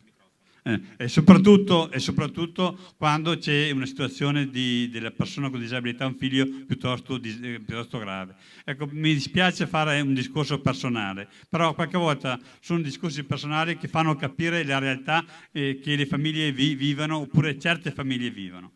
Io ho 2 figli, uno spastico, quindi asfissia durante il parto, non c'era presente il medico a suo tempo, non c'era il neonatologo. Il secondo ragazzo è nato 2 anni dopo, apparentemente un parto naturale, però si vedeva dopo 5-6 mesi che aveva dei problemi. Ovviamente si andava, a quel tempo le famiglie giravano per l'Italia e per il mondo a trovare una soluzione. Ovviamente trovava il singolo specialista che diceva non so, a questo, a quello, eccetera. L'unica cosa che ho trovato importante è il Kinderspital di Zurigo. Qui ha detto, quando avere carte e non capire cosa è scritto, buttare via tutto e fare. Invece hanno fatto un discorso collegiale con lo psicologo, il fisiatra, eccetera, quindi un discorso molto interessante. 48 anni fa. Quindi prima si parlava anche della famiglia, ecco, vorrei dire il problema che trovano anche le famiglie qualche volta nel dare un servizio adeguato al proprio figlio. Per esempio, non so, noi all'ANFA abbiamo sperimentato alcune cose, il dottor Leoni lo sa molto bene. Abbiamo 4-5 casi di ragazzi con una certa diciamo così, autonomia, che riescono ad abitare nella loro abitazione con la badante, che era la badante della mamma morta per tumore qualche anno prima, che hanno gli amici, un amministratore di sostegno, diciamo proprio, qualche volta non neanche parente ma amico di famiglia, quindi abbastanza, diciamo, disponibile a superare anche certe così pericolosità, tra virgolette, dal punto di vista giuridico, mentre abbiamo altre realtà. Per esempio avevamo la possibilità anche di inserire un altro ragazzo con le stesse tipologie, che era, diciamo così, abbinabile a questo, nella casa che era molto grande, attrezzata, eccetera. Il giudice tutelare ha detto di no, per il semplice fatto che il secondo ragazzo non aveva disponibilità di 400-500 euro per le spese, diciamo, comuni. È una cosa trovo paradossale, e questo ragazzo è andato in un residenziale, ovviamente. un ragazzo giovane, e per me è un diritto dal punto di vista, anche se so che in quel momento non hanno trovato soluzioni alternative. Per esempio ultimamente abbiamo cercato anche con comunità e servizi per alcuni ragazzi che hanno ancora giovani, che hanno delle possibilità di uscire dalla comunità residenziale e entrare per qualche giorno, per esempio in centro diurno, per vedere se c'è la possibilità di sviluppare, di potenziare eventualmente. Prima si parlava della legge 112, anche a me personalmente ha dato all'inizio, quando vedevo il primo, così, ho scritto molte relazioni anche all'onorevole Argentì dicendo e in qualche modo non ammettendo il discorso dei tanti genitori, finalmente si fa un qualcosa per il dopo di noi. Non è il dopo di noi, è durante noi con il dopo di noi. Cioè deve essere un continuo tra una vita che il ragazzo vive in famiglia e il dopo quando i genitori non ci saranno. Anzi è possibile, io dico, e sono d'accordo con il dottor Lenzi che ha parlato molto della famiglia, io mi sono ritrovato con la famiglia al centro, con il volontariato, con la fondazione, così, perché i miei figli li faccio vivere così, cioè la famiglia è il perno della situazione, vanno al centro diurno, alla domenica c'è un volontario che lo porta alla messa, durante il periodo estivo, anche se l'ULSS non permette perché non hai la disponibilità di fare il mare, va con volontari che conosce da molto tempo al mare e lo va. Paradossalmente dico una cosa, ultimamente è stato ricoverato un ragazzo che è molto intelligente, quello spastico, a Pieve di Suligo per vedere se c'è la possibilità di comunicare. Ecco, è un ragazzo che ha molte velleità di star solo, prima si parlava anche della possibilità di uscire e star solo, tanto voleva andare da solo e anche la dottoressa così ha detto sì, è possibile, abbiamo personale qualificato, eccetera. Io che conosco bene mio figlio perché vivo quasi in simbiosi e questo non è un reato, ho detto va bene, mando le badante e con le badante anche lì ci sono cose negative, cose molto positive. La badante che sa dar da mangiare perché ha una disfagia abbastanza importante, molto molto bene, più di me e di mia moglie, è andato con la badante. La tensione di non vedere suo padre e sua famiglia per 2 giorni, non hanno fatto la pipì, hanno dovuto fare proprio estrarla per capire come può essere il distacco del figlio disabile grave, soprattutto dal suo contesto, dal suo vivere diciamo, in una realtà che già conosce, che già l'ha fatta sua e la fa propria. Quindi concordo con quanto è stato detto. Ecco, questo per dirvi insomma, che anche nel caso mio specifico, io trovo che anche, sono l'unica cosa che non sono d'accordo col dottor Lenzi è il fatto che effettivamente la legge 112 è molto carente per quanto riguarda i finanziamenti, per quanto riguarda l'esclusione di alcune tipologie di disabilità, per quanto riguarda altre cose. Però io invece penso che fa qualcosa per i ragazzi gravi, però di fatto per me non sono gravi, sono ragazzi che hanno 1 o 2 gravità rispetto a uno standard di 7-8 e che possono vivere veramente in comunità esterne della famiglia preparati adeguatamente. Però ci sono anche un segmento piccolo che viene sempre trascurato di disabili molto gravi, e quando dico molto gravi dico appunto per dare da mangiare 2 ore, ogni sera bisogna fare il clisterino e star lì 1 ora e non mi dilungo e altre cose. Quei ragazzi, anche quelli, possono vivere a casa loro se adeguatamente sostenuti.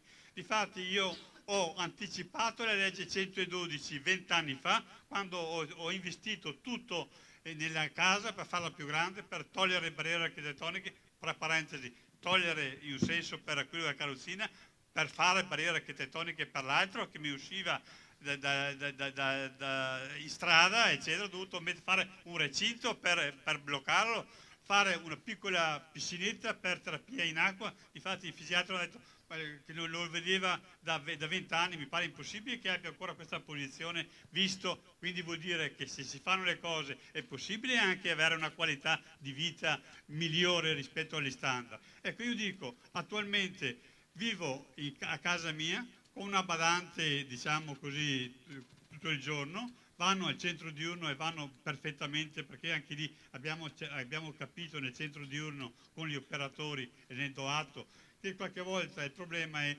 ascoltare gli altri, non dire cosa devono fare gli altri, perché anche quelli che apparentemente non li abbiamo già etichettato poco intelligenti, con poca capacità intellettiva, eccetera, hanno una sensibilità, una potenzialità enorme, basta avere il tempo di ascoltarli un attimo e ti dicono cosa a loro interessa. Non bisogna fissare 2 ore di questa attività, 2 ore dell'altra, ma dare la possibilità di spaziare e loro scelgono la cosa.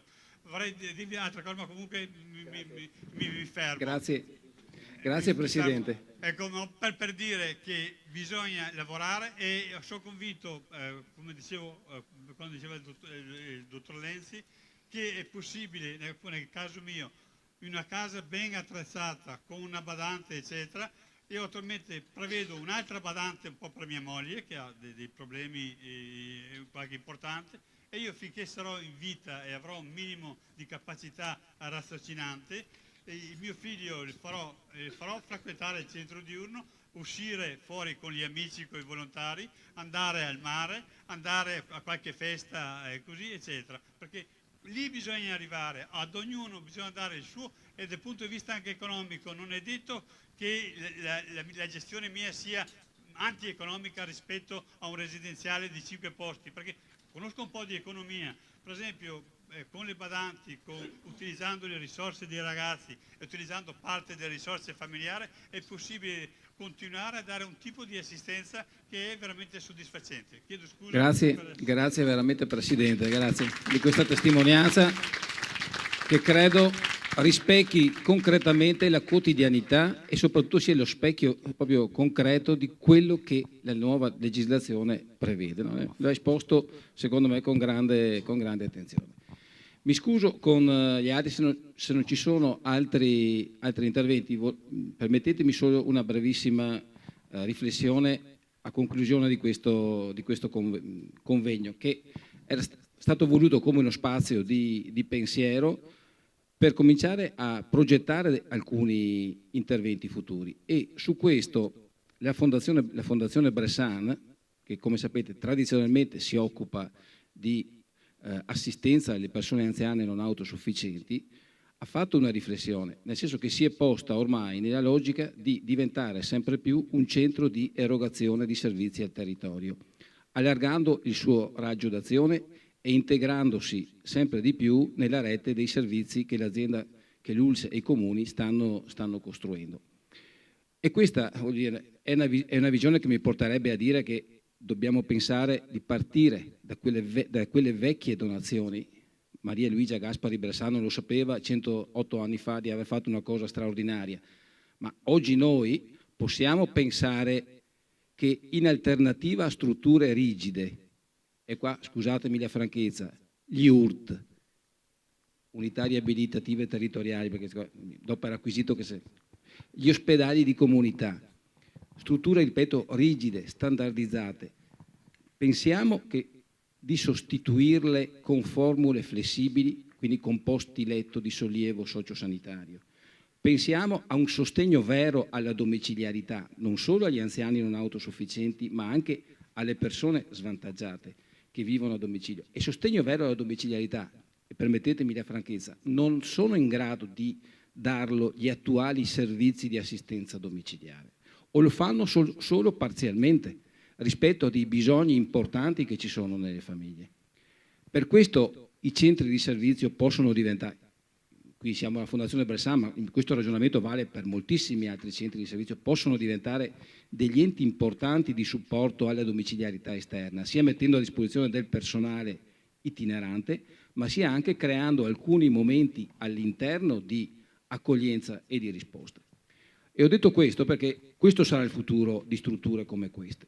E la Regione Veneto, lo vediamo anche oggi nelle pagine riservate al Veneto, sta ripensando un pochino a una programmazione, e mi ha fatto piacere sentire prima l'intervento dell'assessore, sta ripensando a una programmazione che andava bene probabilmente in un contesto sociale ed economico, sono passati più di 10 anni, ma evidentemente questi 10 anni sono come 10 secoli. Non prendere atto di questo significa andare poi a sbattere e a farsi veramente male. Mentre gli amministratori lungimiranti guardano a quelli che sono i bisogni e cercano di adattare le risposte possibili a questo, avendo, come dicevo all'inizio, 3 cose fondamentali: la visione, la capacità di connessione e la capacità di creare sostenibilità. Ecco perché in un'area come questa la visione significa contribuire insieme agli enti locali a creare una città inclusiva, accessibile. Ecco perché il ruolo dei sindaci è importante, vuol dire che ai sindaci spetterà certamente il compito di individuare da soli o d'intesa con le famiglie degli spazi abitativi adeguati, una mobilità protetta, degli spazi pubblici protetti. Il raccordo, è qui il ruolo del volontariato, il raccordo sul tempo libero, sull'offerta di opportunità per tutti, perché qui l'ONU sta facendo un lavoro, grazie alla sua segretaria di settore, Daniela Bass, che tra l'altro è una friulana, interessantissimo, sulla città accessibile e inclusiva.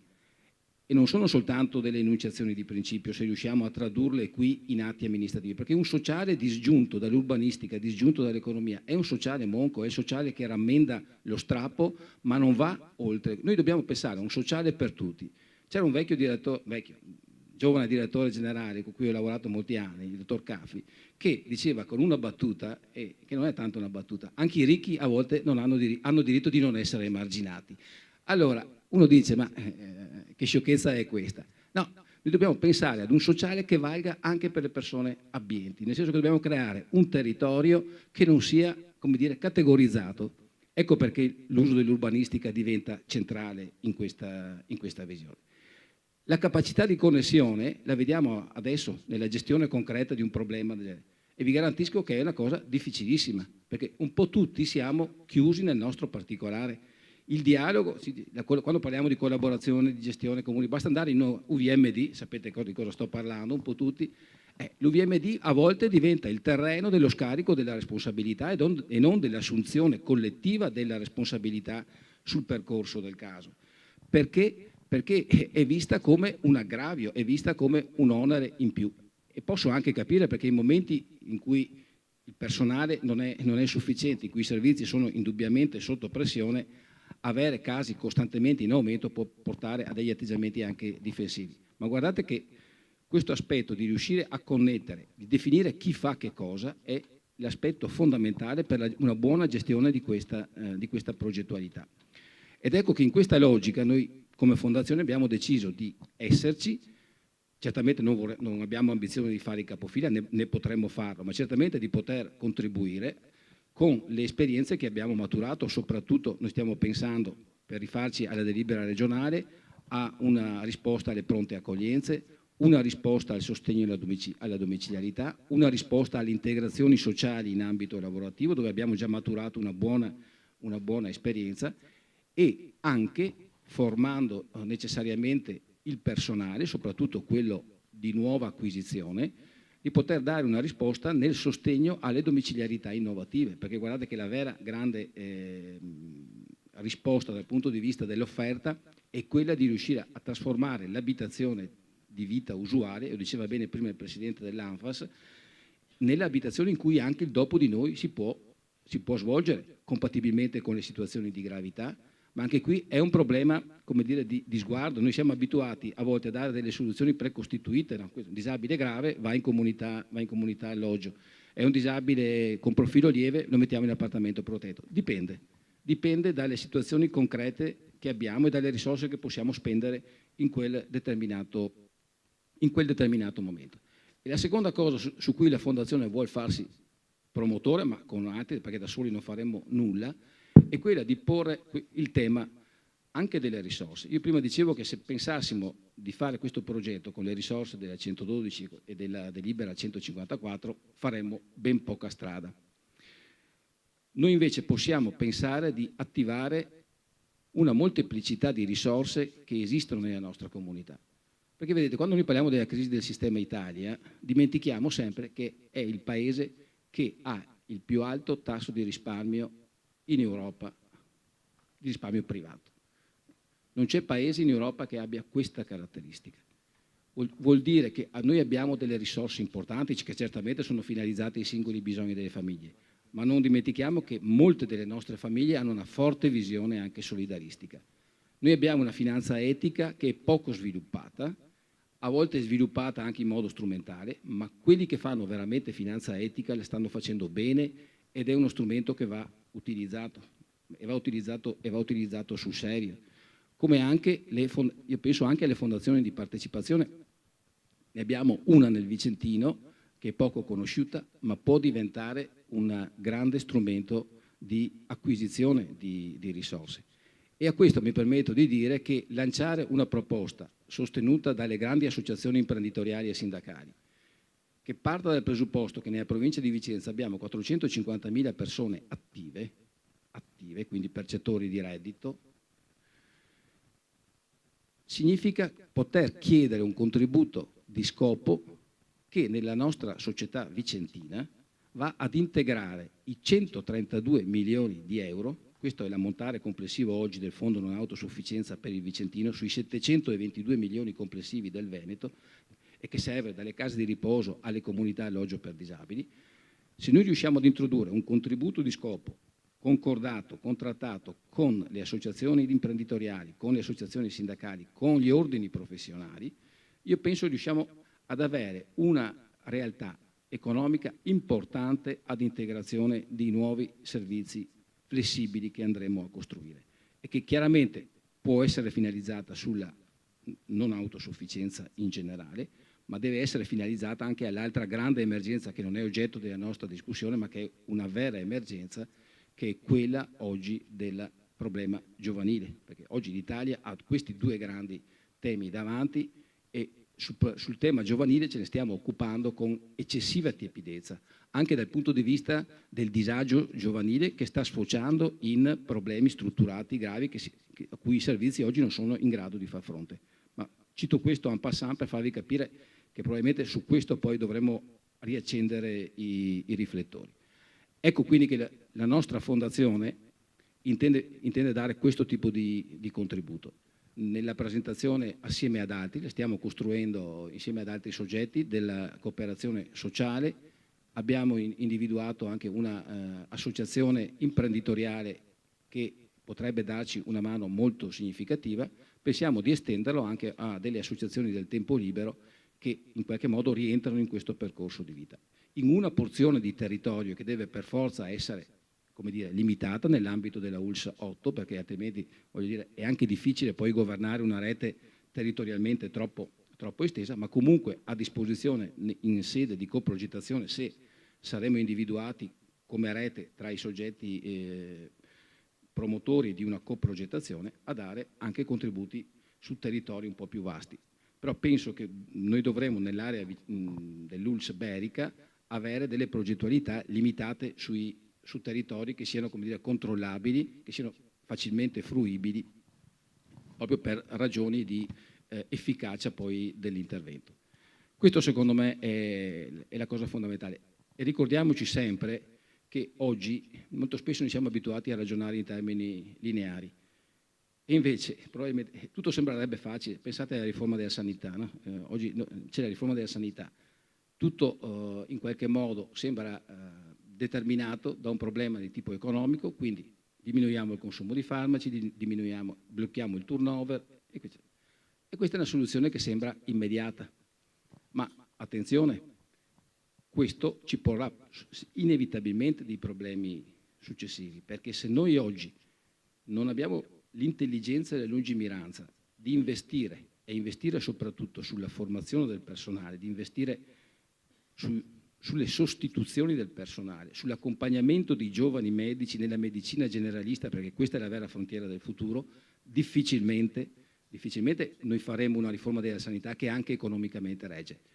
Per dirla in breve, per riuscire a far sì che i fondamentali economici reggano, oggi bisogna spendere di più. Se non si investe subito è inevitabile che poi pagheremo pegno, perché le persone non si curano, e questo l'abbiamo già visto, c'è una fascia di persone che non si cura più e che diventa effettivamente un problema. E dico questo perché questo è un modo tradizionale di ragionare, un pensiero lineare, privo però, permettetemi, di una visione. Quella visione che è necessaria in tutte le cose e che il sindaco di Isola ha dimostrato di avere nell'incentivare, nell'organizzare questo convegno e che ringrazio e che adesso ci porta il suo saluto di chiusura. Grazie e buona giornata. Grazie.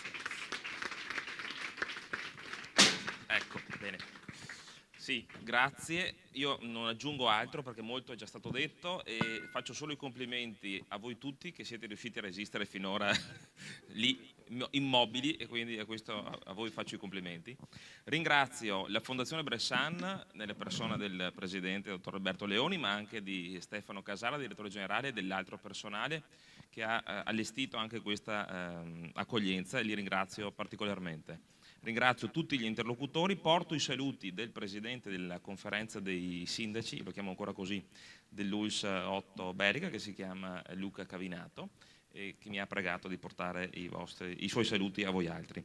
E non poteva partecipare stamattina, vabbè, il mio collega, insomma, di Castagnero, del distretto. Sono quelle cose che bisogna anche, come dire, cercare di promuovere. Nulla, grazie a voi tutti, temi importanti, temi che sono stati apprezzati penso anche dai miei concittadini che erano presenti, e un tema molto importante, come dice Vicentina, si sente una grande responsabilità, e questa responsabilità, come dicevo all'inizio, la cercheremo di attuare.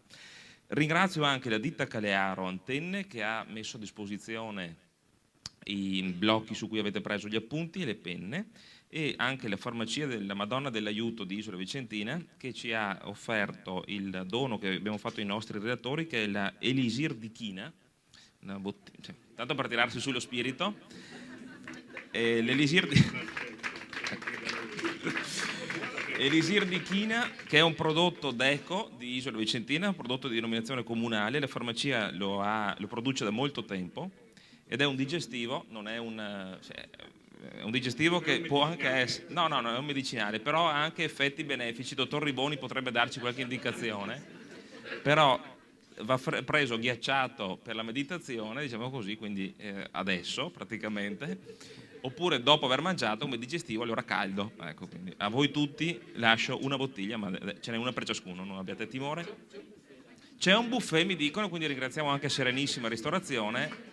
Accomodiamoci all'esterno. Grazie a tutti.